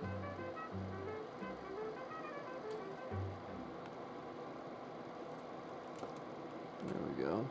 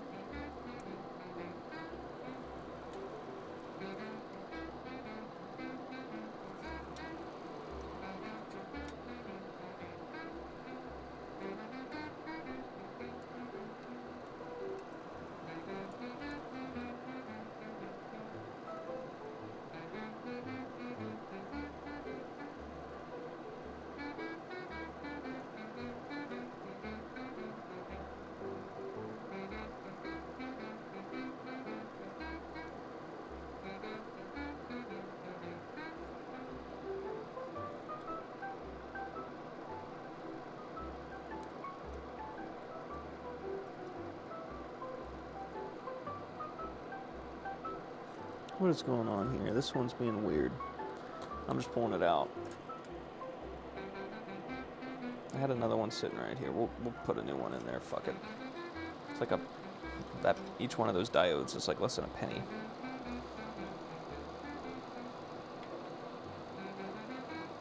Alright. Okay, let's cut all these.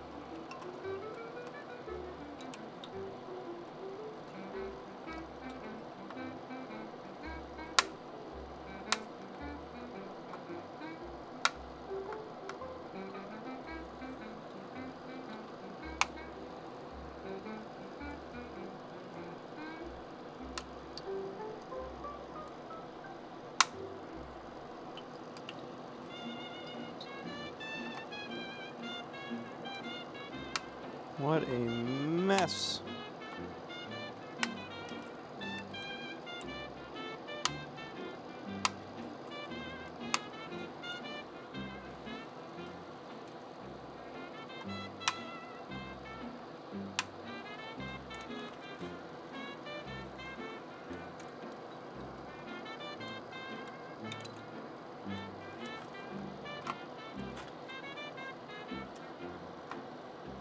What a freaking mess. We're getting there, though. We are getting there.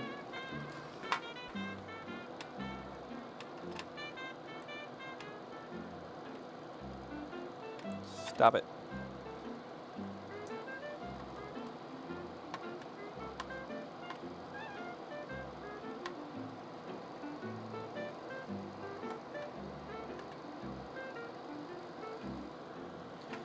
Alright, now just up here in the corner, we got to put that one diode in that we took out.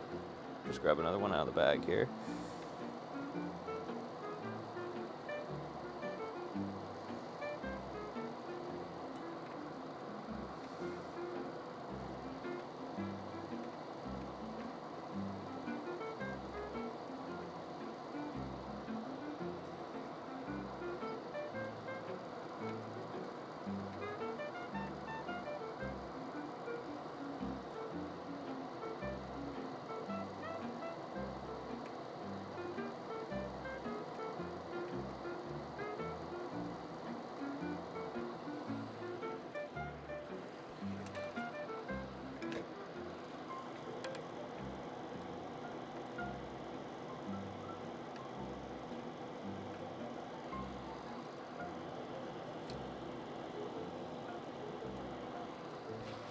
It's going to be a mess to clean up there, but we'll get it.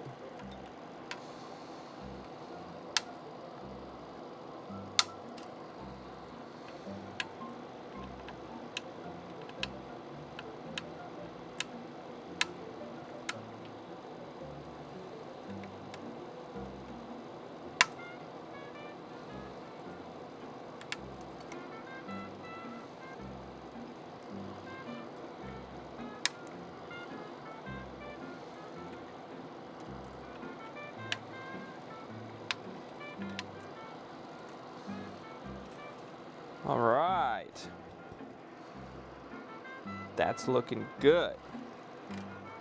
Let's get that extra diode that we cut out of here. And into the board, right here.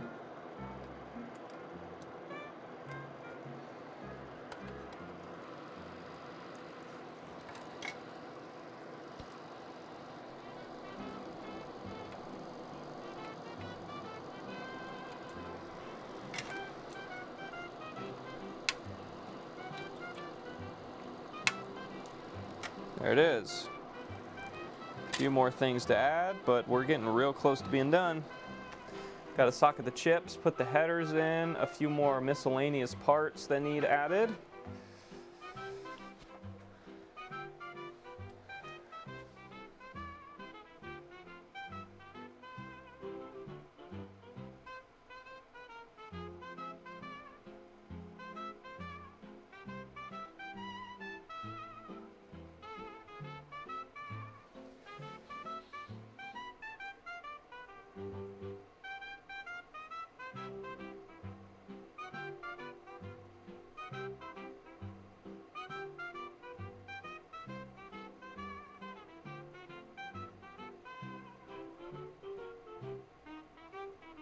Good morning, hot cows.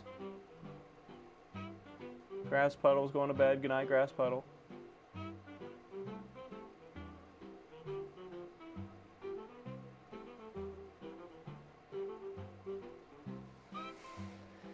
You gotta shake it. Give it a good shake first. Crazy, did it work? Did it work? We're all sitting here with bated breath, waiting to know if it worked.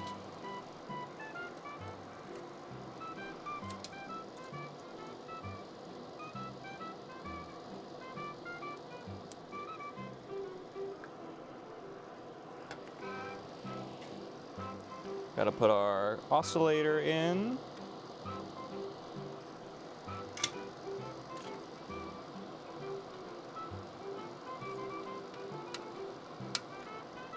There we go.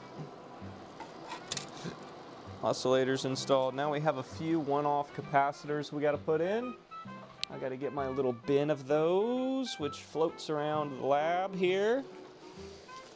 Let's see where it's floated to this time. Little box of caps. Turn you off. Don't need you on.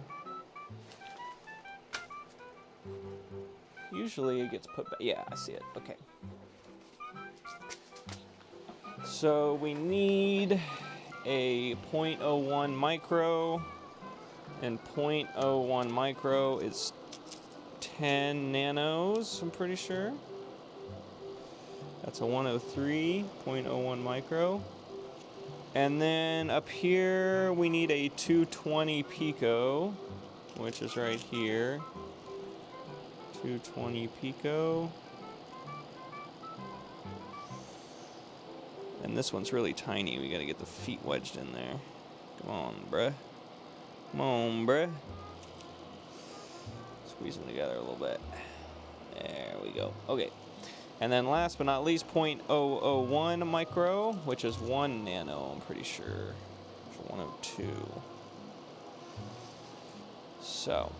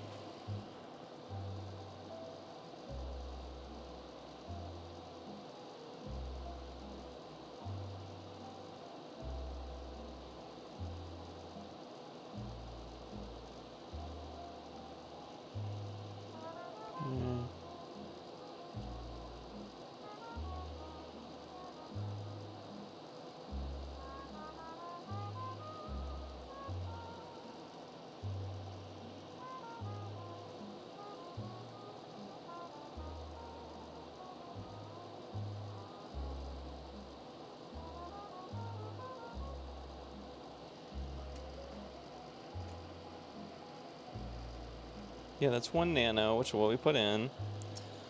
0.01, that'd be 10 nano, which is what we put in. So 103. Make sure. Yep.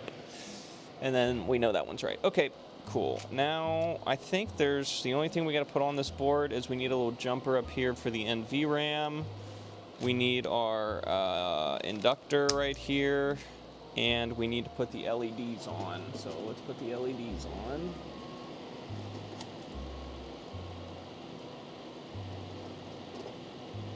Three greens, one red. Red one goes here in the middle.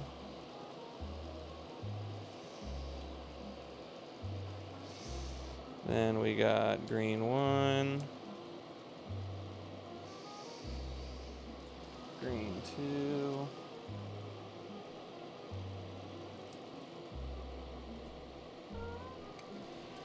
And green three.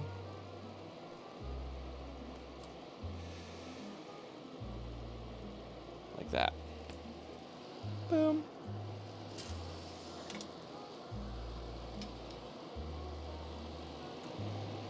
We gotta solder everything in.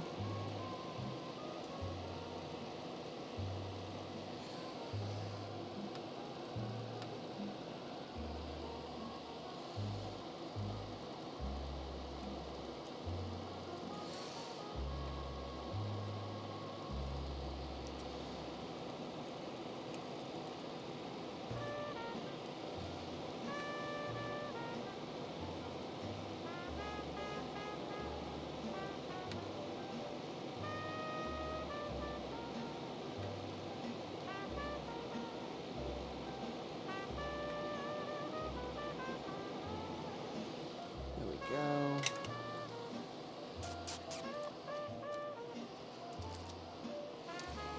Clip all these off.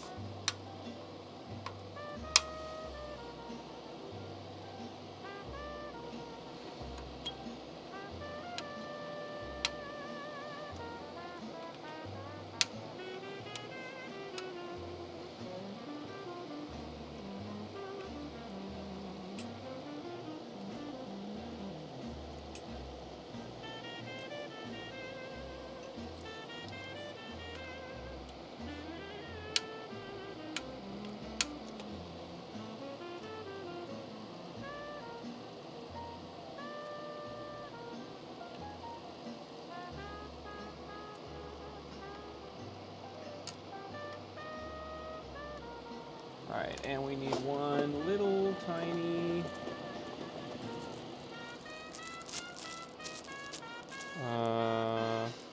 3904. 3904 goes right here, like so. Boom.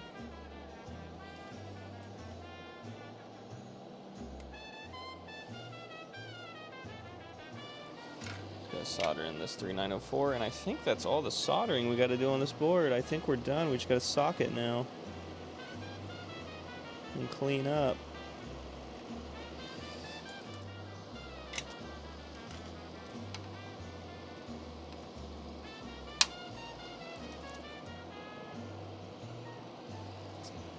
Yeah, looking done. Looking done. Now we get to socket chips. Got our socket straightener here, so let's get going. We need some 138s. Need some 138s. Put them in the chip straightener. Straighten their legs. 138.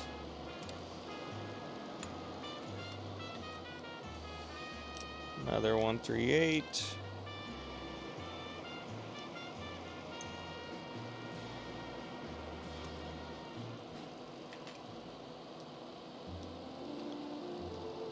Another 138.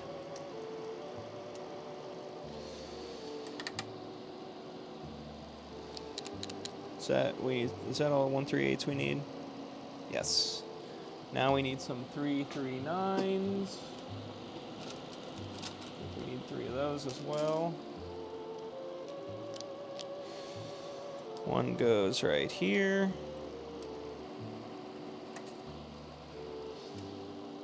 One goes right here.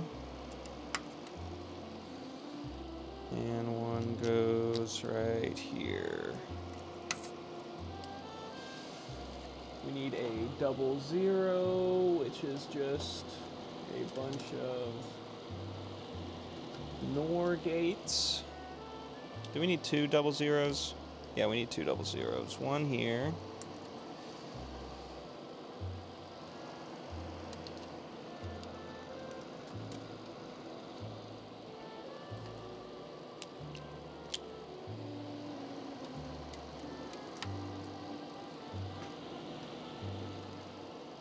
These are the 337s.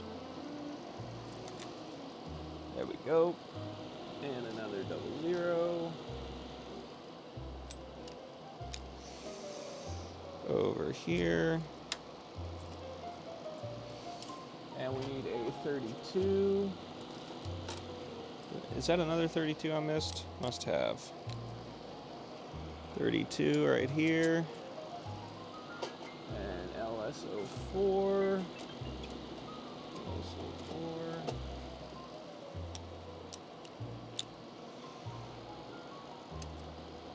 Right there.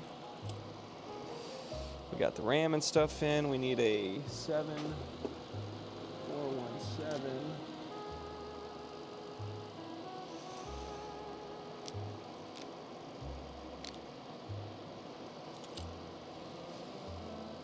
So 7417. Right there. 339, 00. And it's 7416.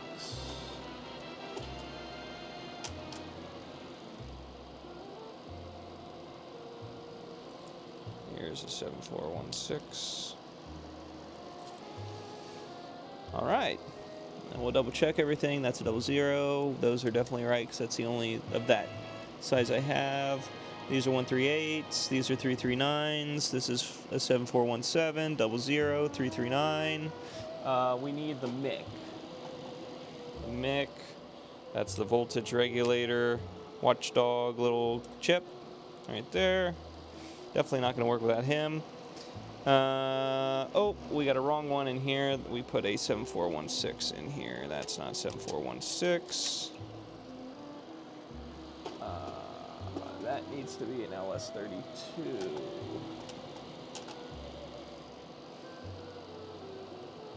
There it is, LS32.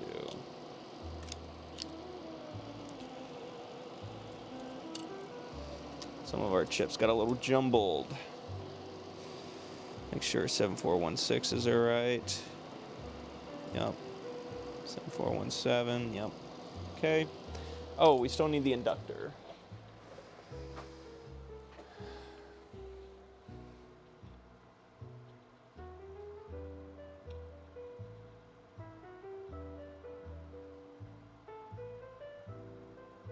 Thanks, Hot Cows. Appreciate it, man.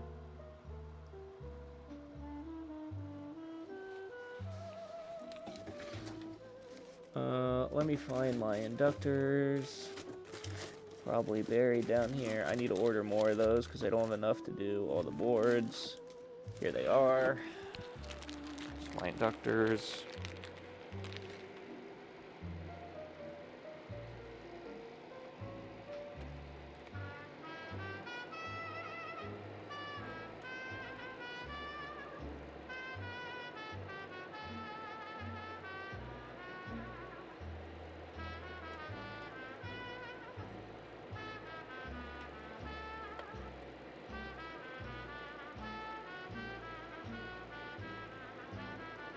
The other two chips are the two that I'm waiting for from China to ship this out.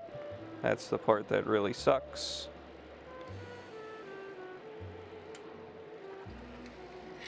Oh, and we still got to put the headers on, so we got a little bit left to do, solder-wise. There we go.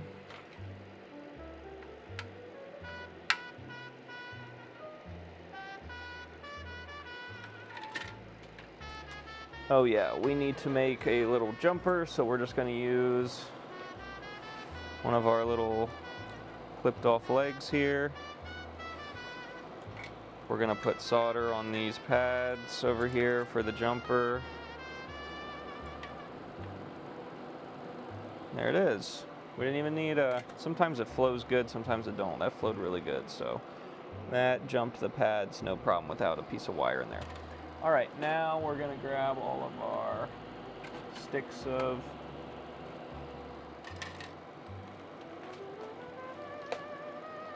these.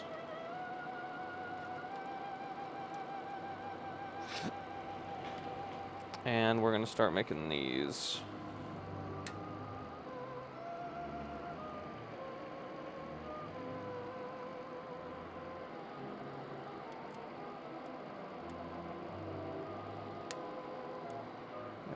There we go. Got any more that are long enough to make one? I don't think so. No, I don't think so.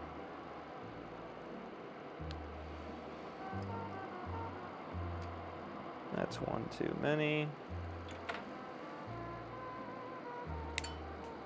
Bing. There we go.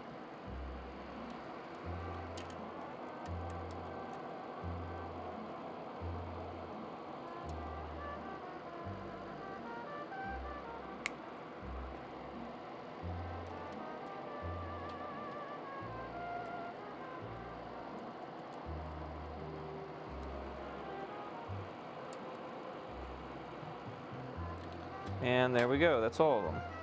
Oh no, we got one more. Uno más. There we go. Now we got them all.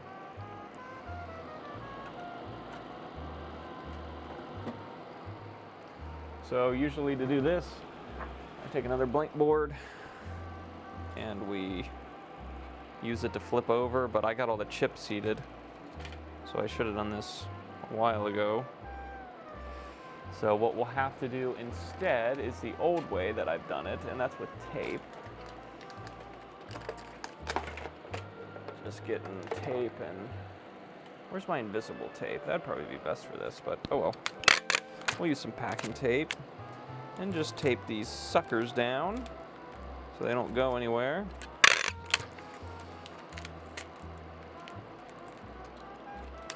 So we can flip the board over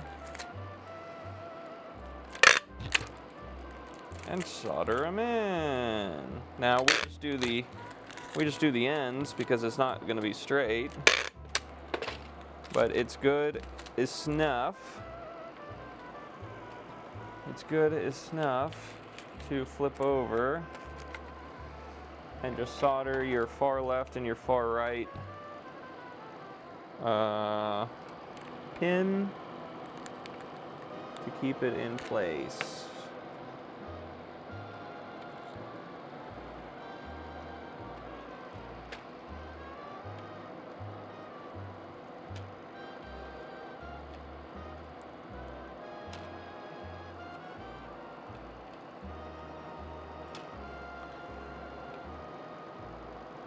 Like so. All right, that's all of them, yes, okay.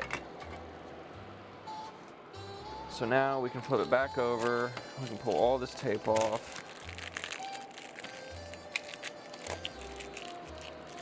So now the solder's holding them in, and we can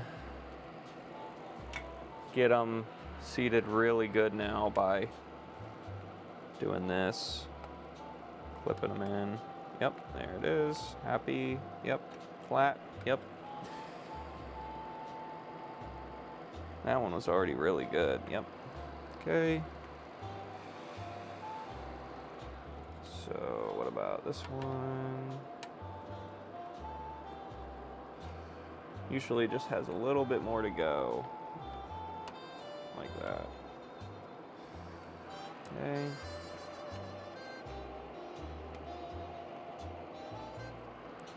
Fantastic. Is that all of them? That's all of them. And they all look pretty straight. It's the main thing you want is all of them to look straight up and down, so when the guy goes to plug his stuff in with your board you made, he's not struggling because the pins aren't straight.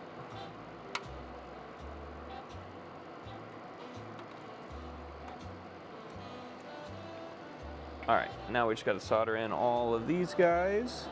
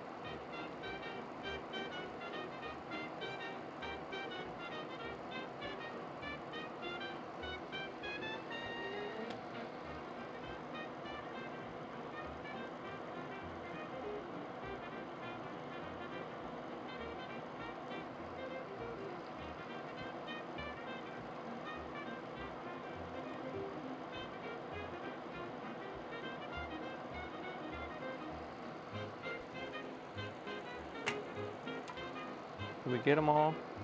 I think so. Yep. There is another completed game plan MPU board, complete with multi-cart EEPROM, so you can select which game you're putting it in right here.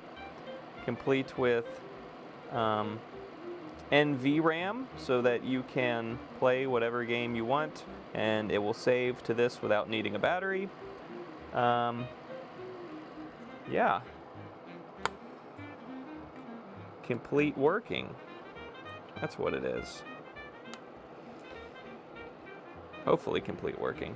We won't know until we test it. But we can't test it without our address decoder and our CTC for the Z80 processor. So those are still on their way on the slowest boat possible from China. Actually, I think they're here in the States. They've just been stuck in customs for ages, because everyone bought the stuff at the same time. It all got stuck in customs at the same time, and yeah. So, yeah. But there it is.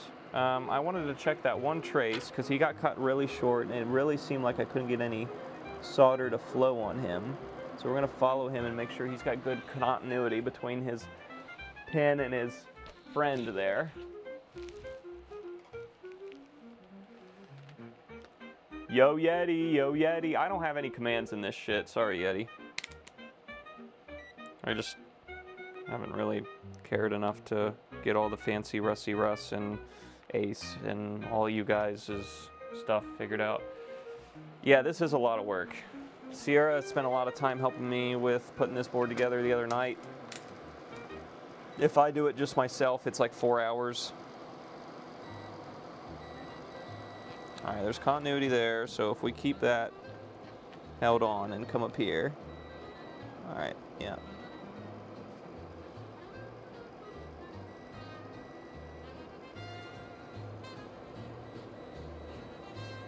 That is a good connection. Okay, so the trace isn't too messed up.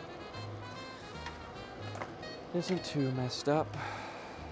It just scares me.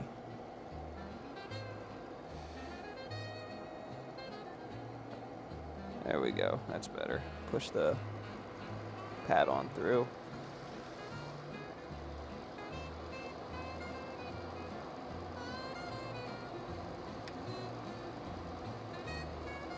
Yeah, there we go.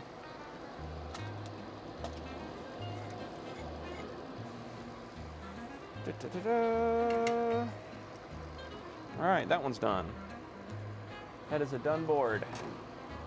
Now Sierra needs to help me get all these in here. This is the one I was starting while she was doing the other one. So now she needs to get going on all these components. And I already socketed all the chips in this and did all the other hard parts. So, yippee!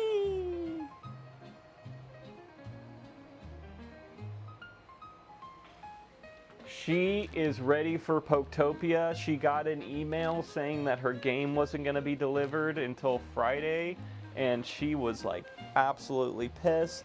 And then she went on the forums, and apparently everyone got that same email, and she felt better after realizing that. So then she got an updated email saying it will be arriving tomorrow. Thank God. If they delay her game by one day, they better count their fucking days. They better count their fucking days.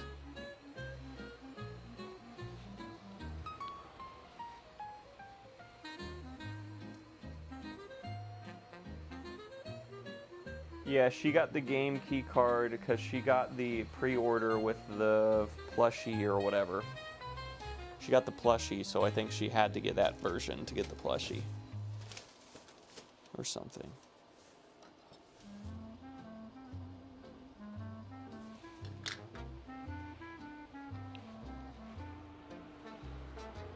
Yeah, people on Twitch playing it early. Sick, sick. Okay, where's my magnet? Start cleaning up all this nonsense. Where's my bagged magnet?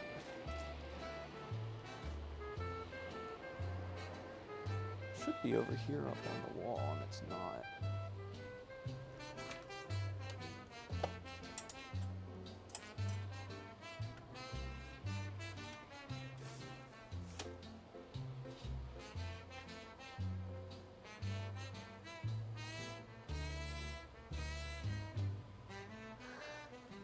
Why is that game giving you a headache, Yeti?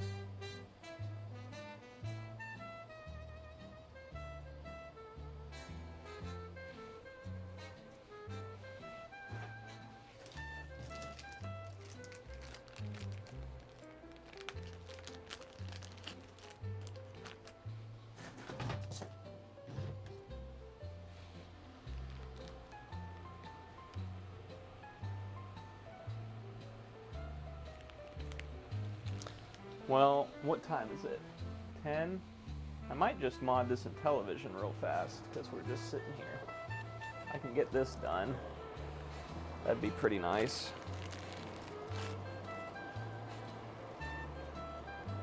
This is the last one we have to do, so if we could whip this out, that would be ideal. And then we would be done with Intellivision 2s. For a long time, at least. I don't know what I'm going to do because I don't have anywhere near as many controllers as I have consoles, especially without fixing a lot of them. I need to just fix them. I need to go through and fix them.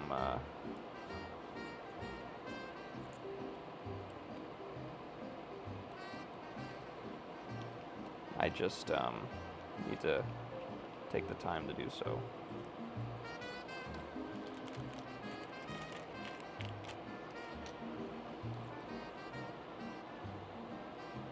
Need to find my magnet to get rid of all this junk on my board. Alright, so that's bottom, this is top, so looking at it from the back, we want yellow over here.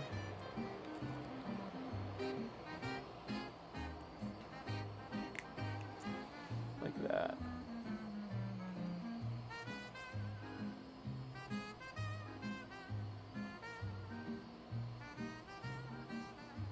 Because everyone is cursing me since my shipment is delayed, so they won't be playing day one. Ah! I got so many delayed shipments right now, it's not even funny. I've been buying a lot of stuff from China, and it's all fucked up. Everyone in chat's been hearing me complain about that all fucking stream, so I won't even get into it again. Because they're gonna get annoyed. That's all I've been doing is complaining about the speed of shit coming from China. Literally all stream.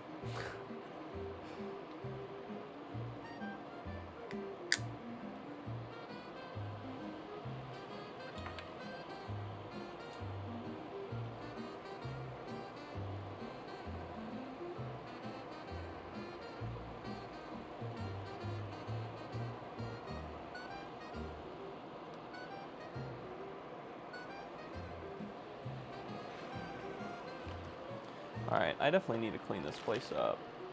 I know Yank just got done cleaning his place up. I need to do the same. I need to take a page out of his book and clean the shit out of this place. It's getting pretty rough. Pretty rough. There you are.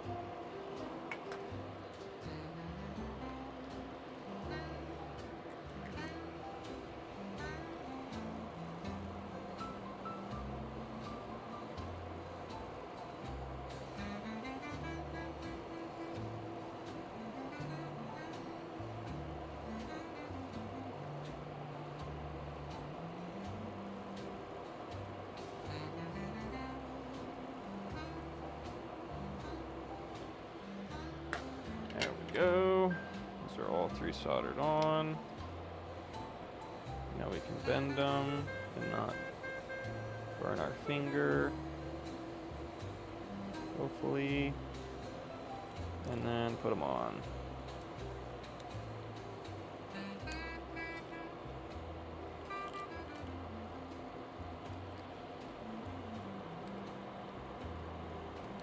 Oh shoot, you know what I forgot to check? I know you guys say this stream's only in 720p. I was going to try to see if I could change that. I forgot to do that before I started tonight.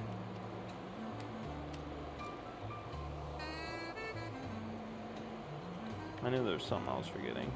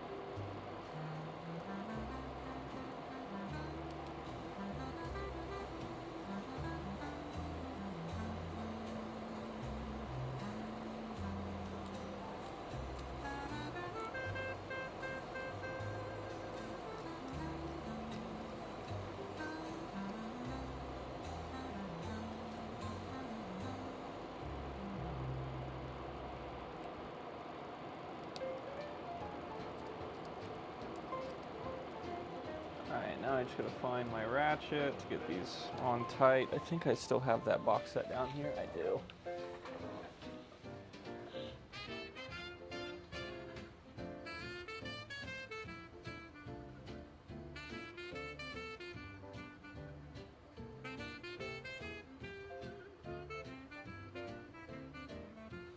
Oh man, I'm sorry, Yank.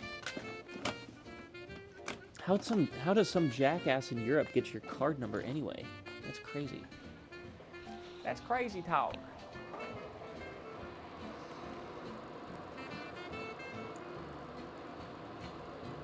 Who knows? Probably some data breach or something dumb.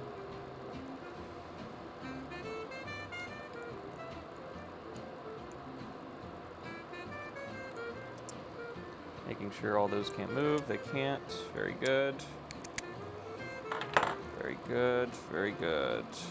Okay, now we need 2 more pieces of wire. Let's do white and brown just to make it maximally confusing. We'll do brown for video, and we'll do this white-brown for audio. So this needs to be a little longer. Is that long enough? No, still no. A little longer. That broke off.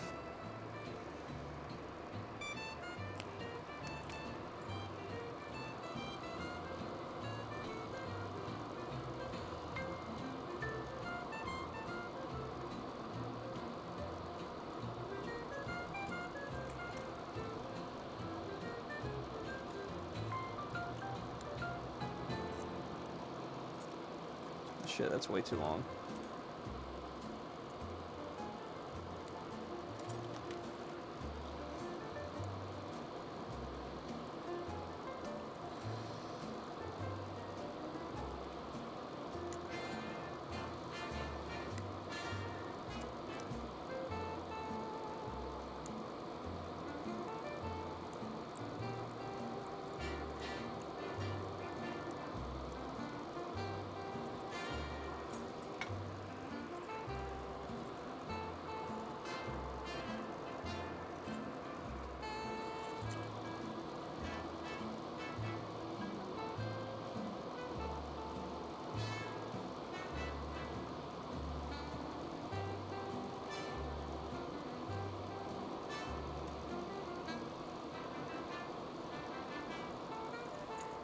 There's our audio cable soldered in. Time for our video cable.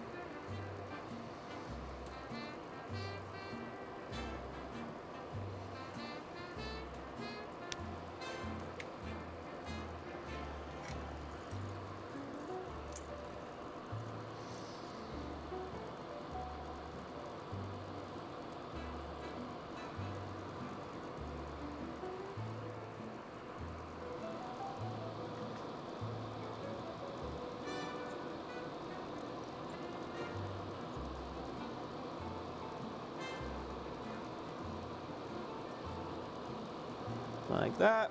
There it is. All right, all right, all right, all right, all right. So now we got the game board.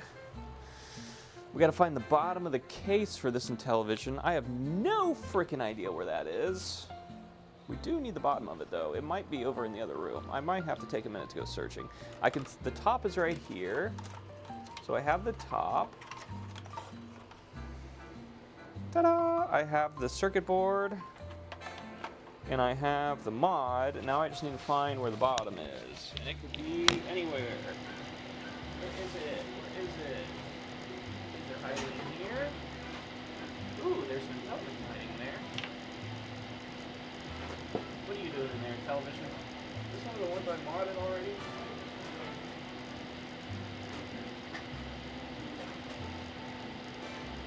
Yeah, that one's ready to go out in the freaking dirt.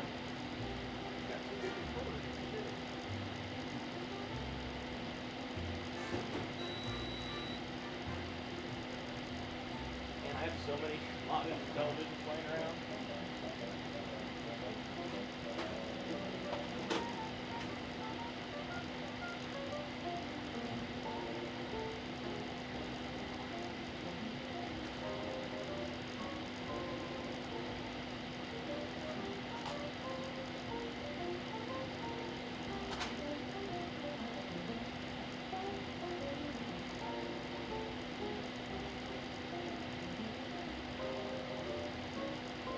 Glad they caught it, Yank, before they got into anything. Let me see if the bottom of this thing's over there.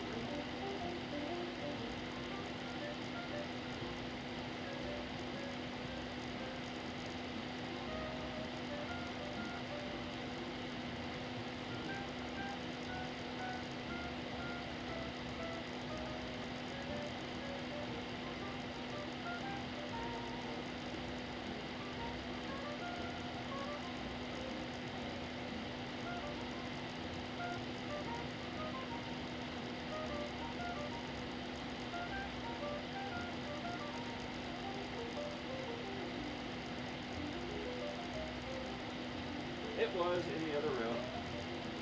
It was the last one we retrobrided. So this one got retrobrided. It used to be really bad, and now it looks really good. Really, really good. It used to be really, really bad.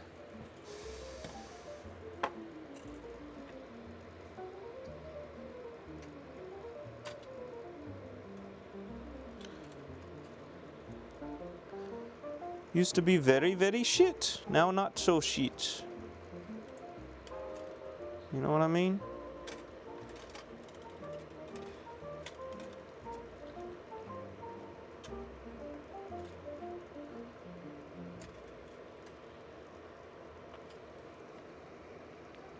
Sit upside down. Motherfucker.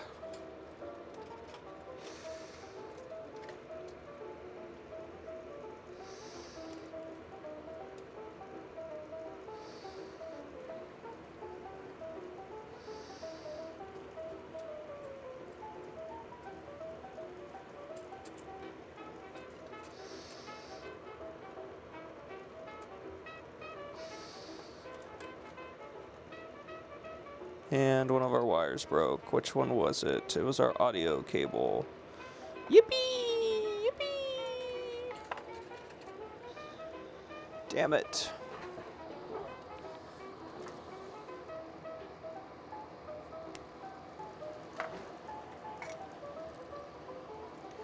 Not that big a deal, though. Not that big a deal, though.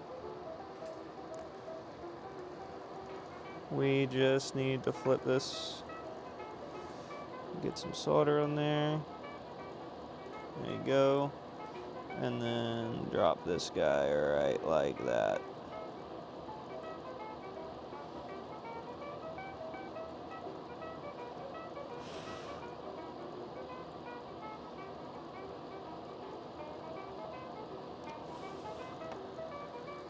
Try not to burn my hair in the process, because it smells bad when that happens.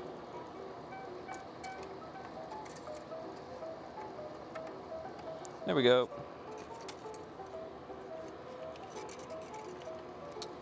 Now we can get our screws, put our screws in.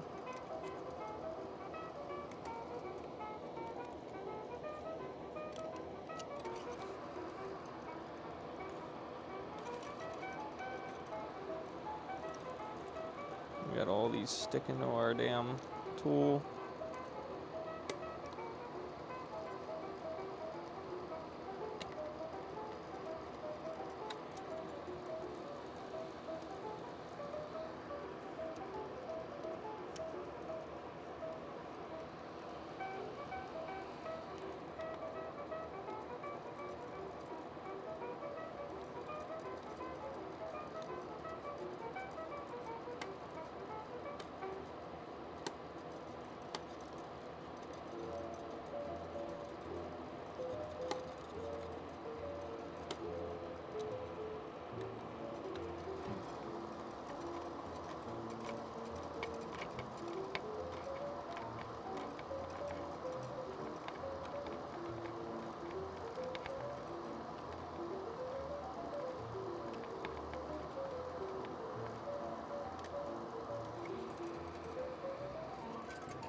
There we go.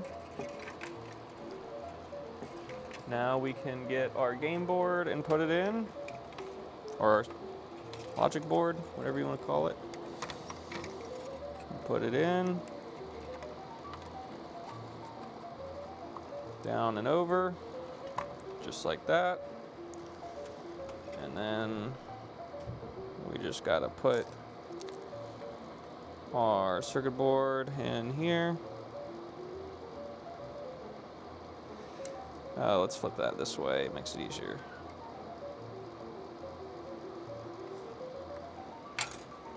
And now we gotta cut these hella down.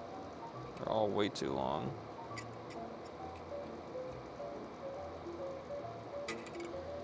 And I know we did video in brown because I said to myself that it would confuse me. And the fact that I said that to myself made me remember about it.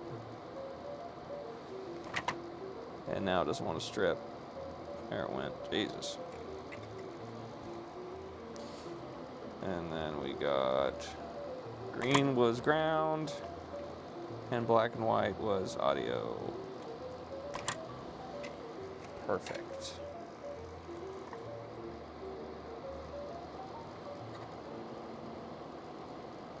Get some solder on all three of these pads.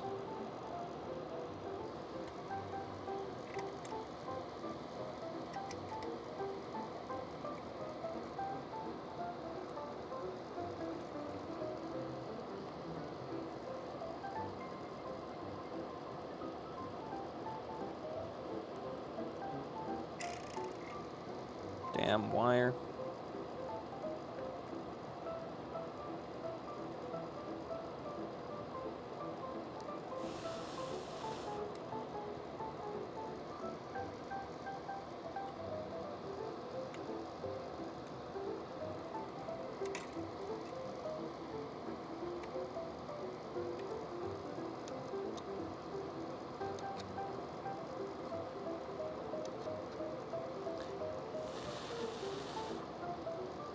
Boom.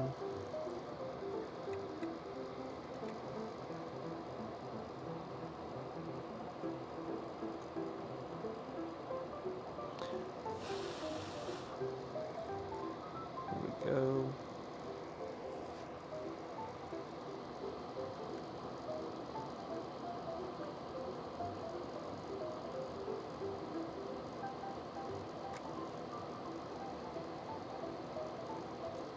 All right, now we gotta make a few more wires.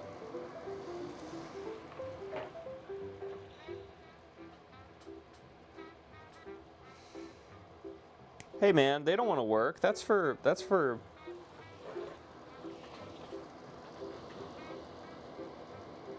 regular people. Why should they have to work, Yank, when they can just steal what you have? That seems like a lot better. I don't want to work. That takes effort. I'll just steal what you got.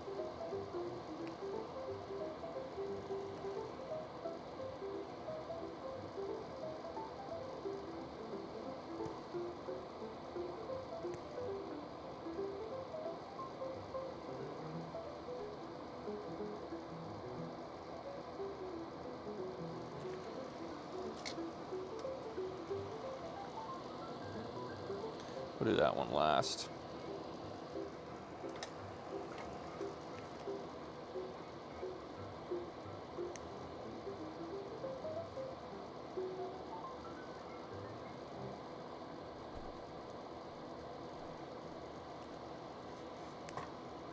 Man, I can't. Man, I can't grip these. Need longer wires.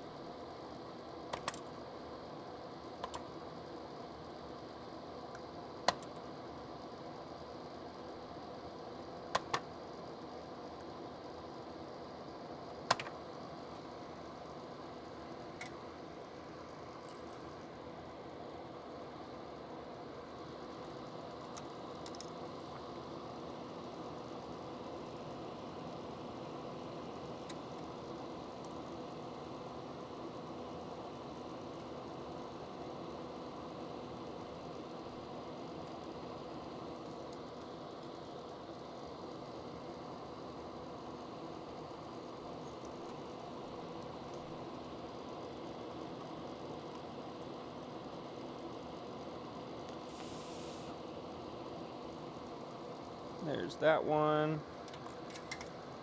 Now we need a 12-volt line.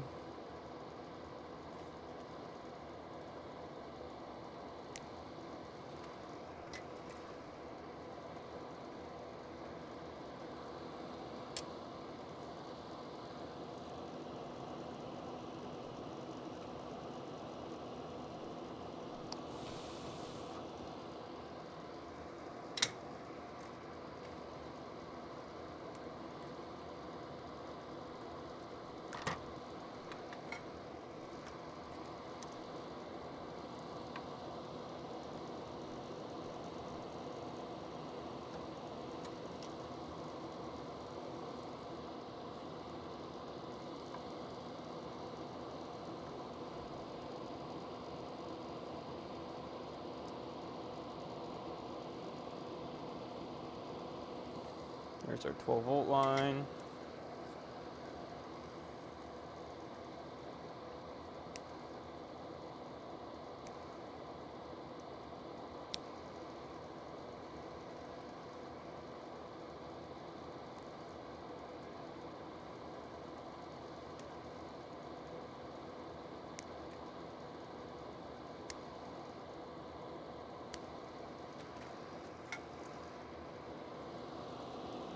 Here's our audio.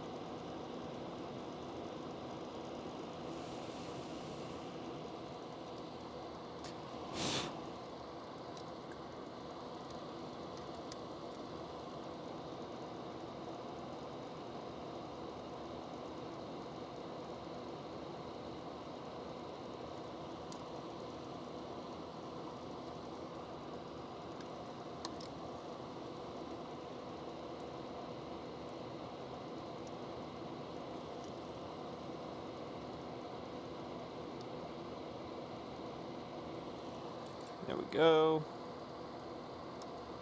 Now we just got to do our ground, which I think I made long enough. Let's see. I think I did.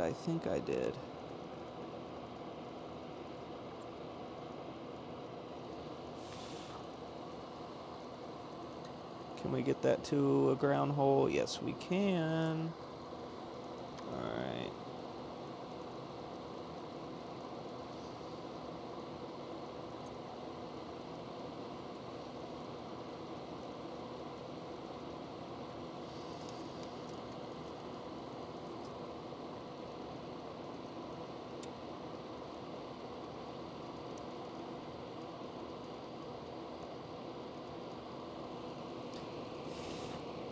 There we go. All right, that's everything. That should be all set up correctly. Now we can check with our multimeter here and make sure everything's kosher.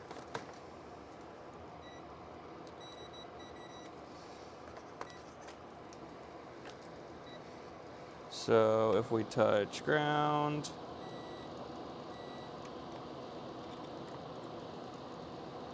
oh, our ground broke off. I was like, I don't have ground.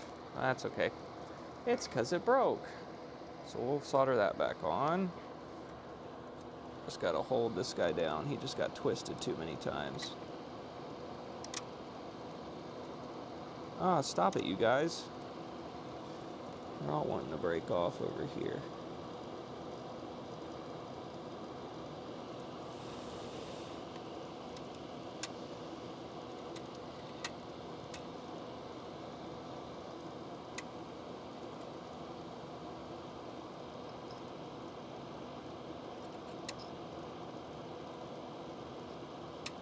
I said stop it.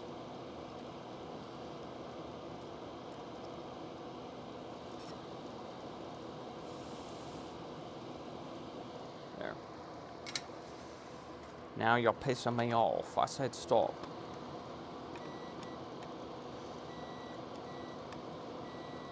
Okay. Audio out needs to be...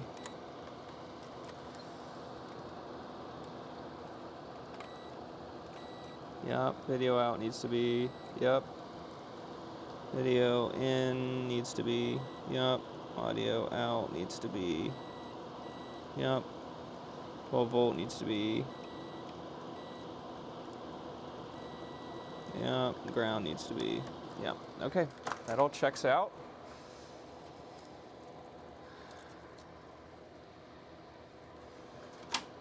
Put the lid on. Make sure it's not pinching anywhere.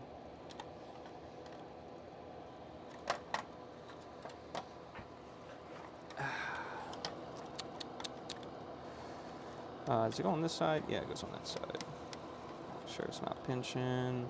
Any cables.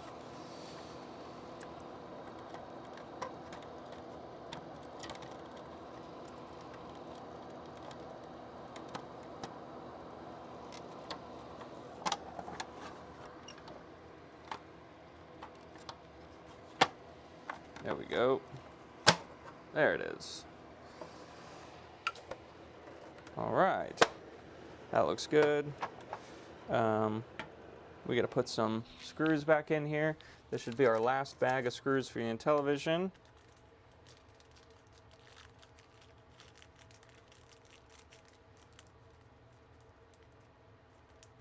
Oh, did my camera bug out earlier? I'm sorry. That's my bad. I don't know why it does that sometimes. It just bugs. It does a little bugging. I don't know why. Has it been okay, or has it been bad?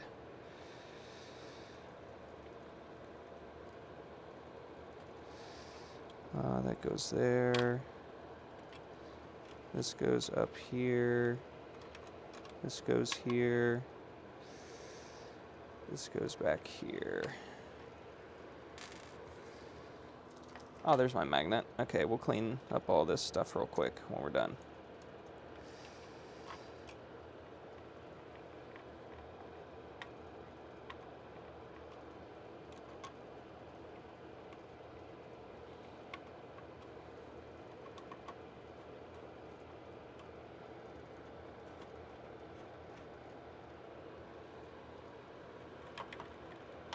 Make sure these cables aren't in the way of the controller port.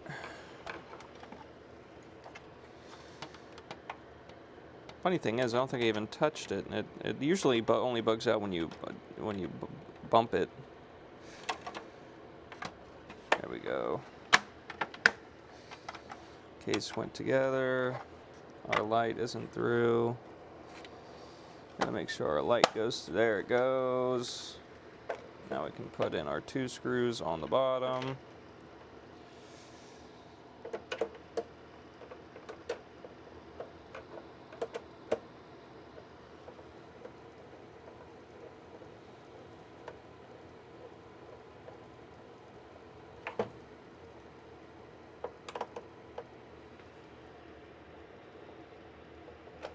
All right, so there it is, composite modded and all. So we can take it over here now.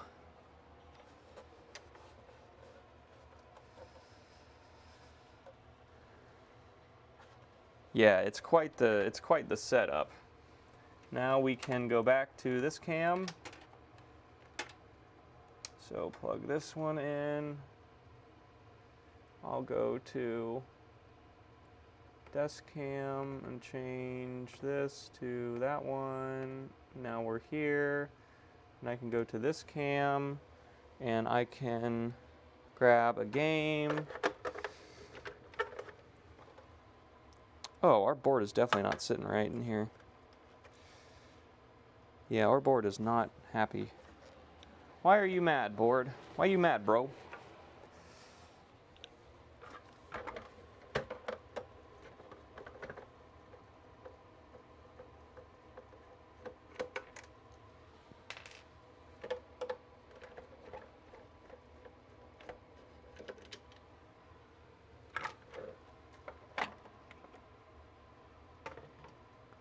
Why are you sitting funny?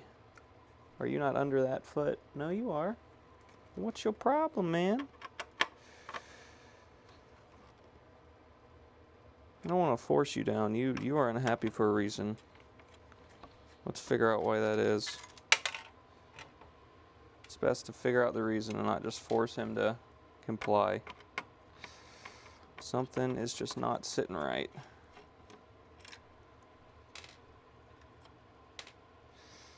Not like we got to take out a lot of screws anyway. It's 8 of them total, or 6 of them total, for God's sake. All right, what's going on with you?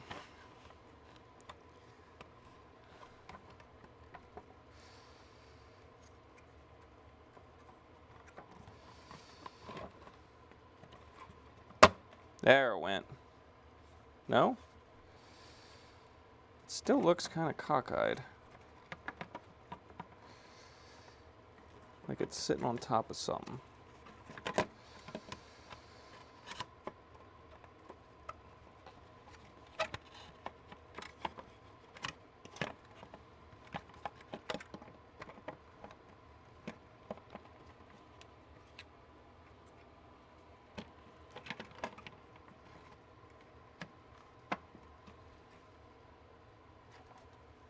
That looks better.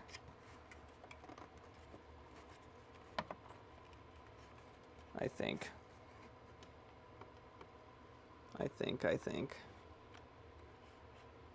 Nothing's in the way, so. Huh.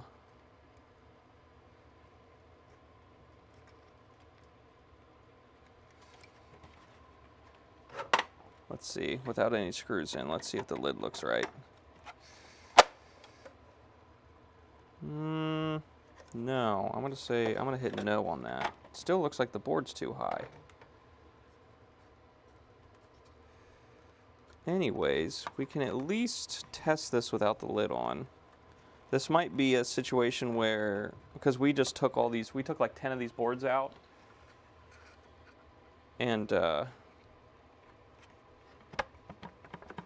it just might not work in this case. Oh, you know what it is? It's supposed to go all the way down on these pegs, and it's not. That's its problem. Yeah. They don't want to, because they don't fit.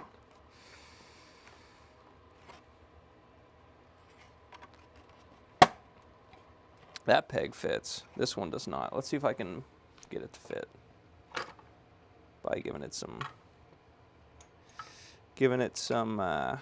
assistance.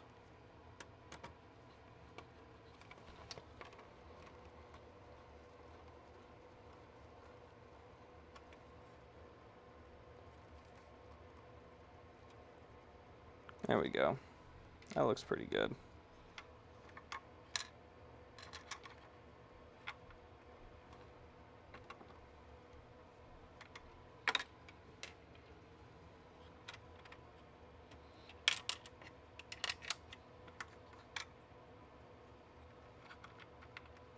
Time is it? Almost 11. I gotta get done here at 11 because I gotta ship all this stuff before I go to bed. So get that one down now. That looks pretty even. Even Steven. Put that in. One more screw back here.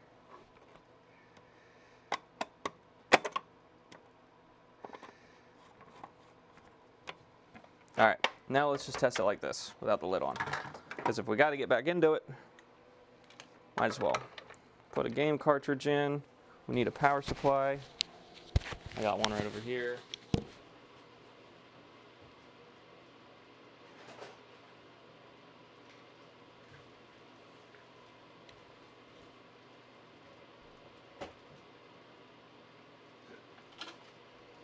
Power supply is connected. We have our AV cable is in the Atari. We're going to take it out, put it into the Intellivision.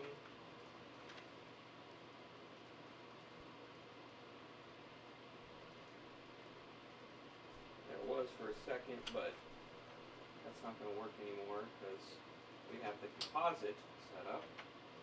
So if I get my composite cable, which is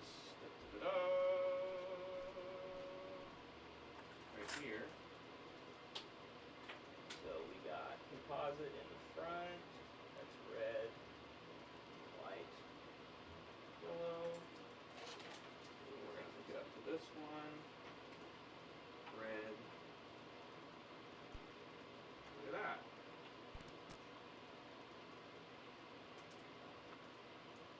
So now you have, go back to, you have composite video coming out of your Intellivision 2 console, so you have a much more modern video signal on a much older game, and look how clear that picture is. Not getting that clear on RF, I'll tell you that. Look how clear that looks. Looks good.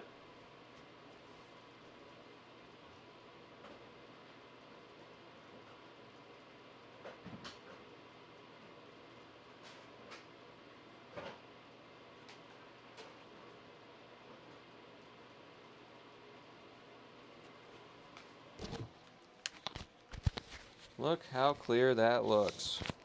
All right, let me plug my controller in.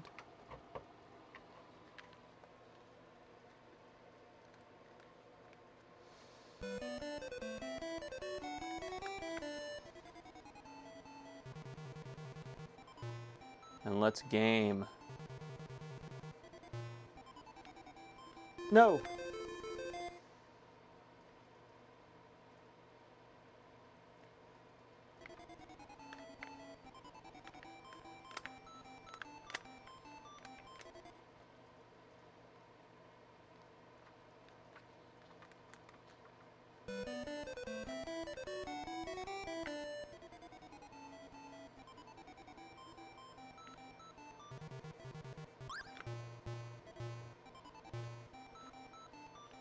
Oh, I'm gonna get stuck up here. Ah, fuck. Got them both. Thank God.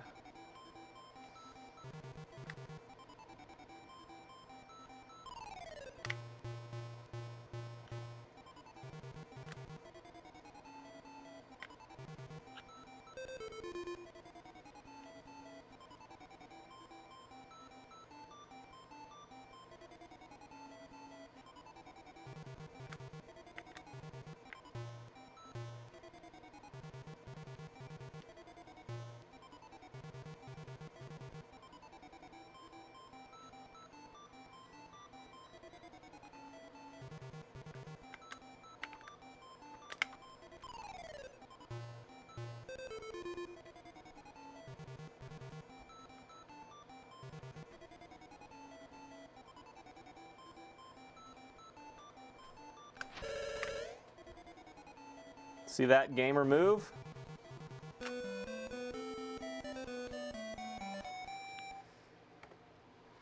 All right.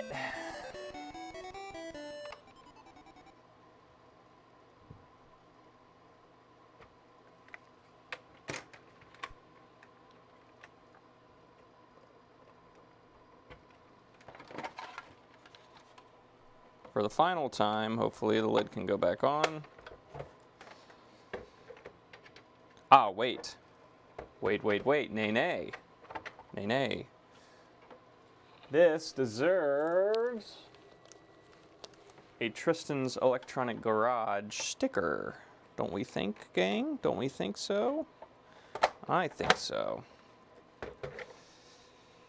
It needs stickered.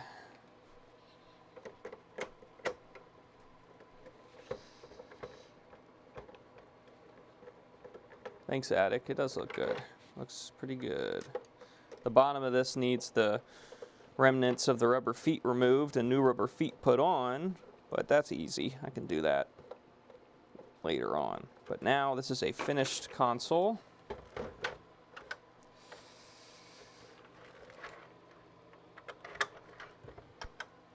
Look at that. Beautiful. Beautiful signal. All right, and this can go into the done pile. And I need to make a listing for these, all these consoles, as soon as I get my Intellivision multi-cards. Tag it. Tag it. We tagged it.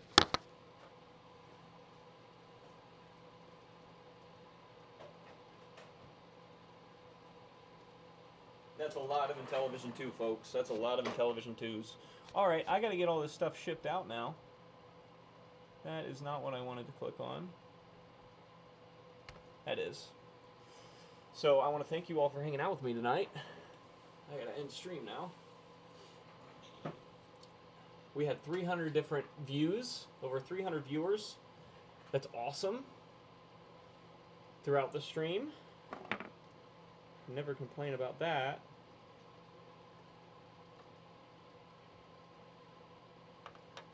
We got all 3 of our cool Fuji nets done and ready to go out the door. So, and we got a pinball board done. Got a pinball board done. What a productive night. What a productive night. So,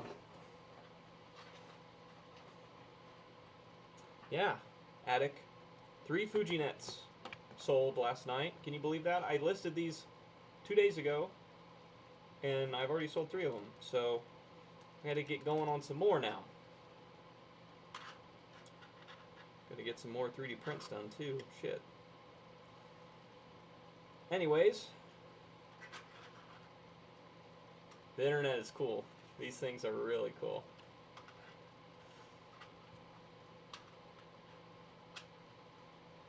Oh, my internet? Yeah. I think they definitely fixed it. They definitely fixed it.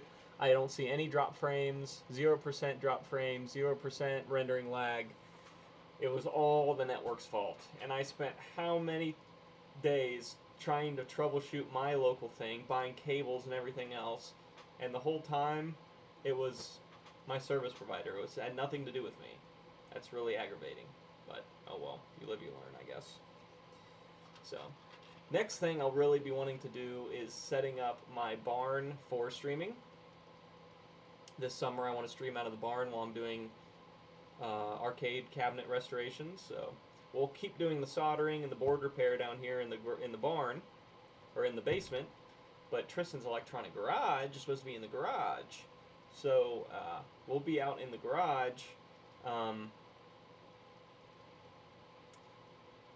this summer. I just got to get cameras set up and figure out what laptop I'm going to use out there, and this and that and the other. I think that'd be really cool. Get the microphones wireless, all that stuff. Maybe have some sort of camera on me so you guys can see what I'm doing up close, so it's not just like an overhead the whole time. I don't know. I'm going to have to figure all this out. But I think that'd be really cool.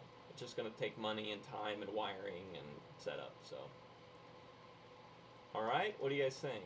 Those will probably be weekend streams because that will take a lot of setup. They'll probably be like Saturdays where I'm just doing repairs all day, so it'll be the all-day stream of just whatever cabinet I'm working on, a Centipede or Armor Attack, or trying to think all the ones I got out there to do right now. Got a lot of cocktails to do out there, so cool. Well, we got these done. Get some meta glasses. Oh shit, yeah, true. You can live stream from those? That's crazy. Anyways, I'm gonna get these shipped out. So thanks for watching, guys. Until next time, everyone have a great night.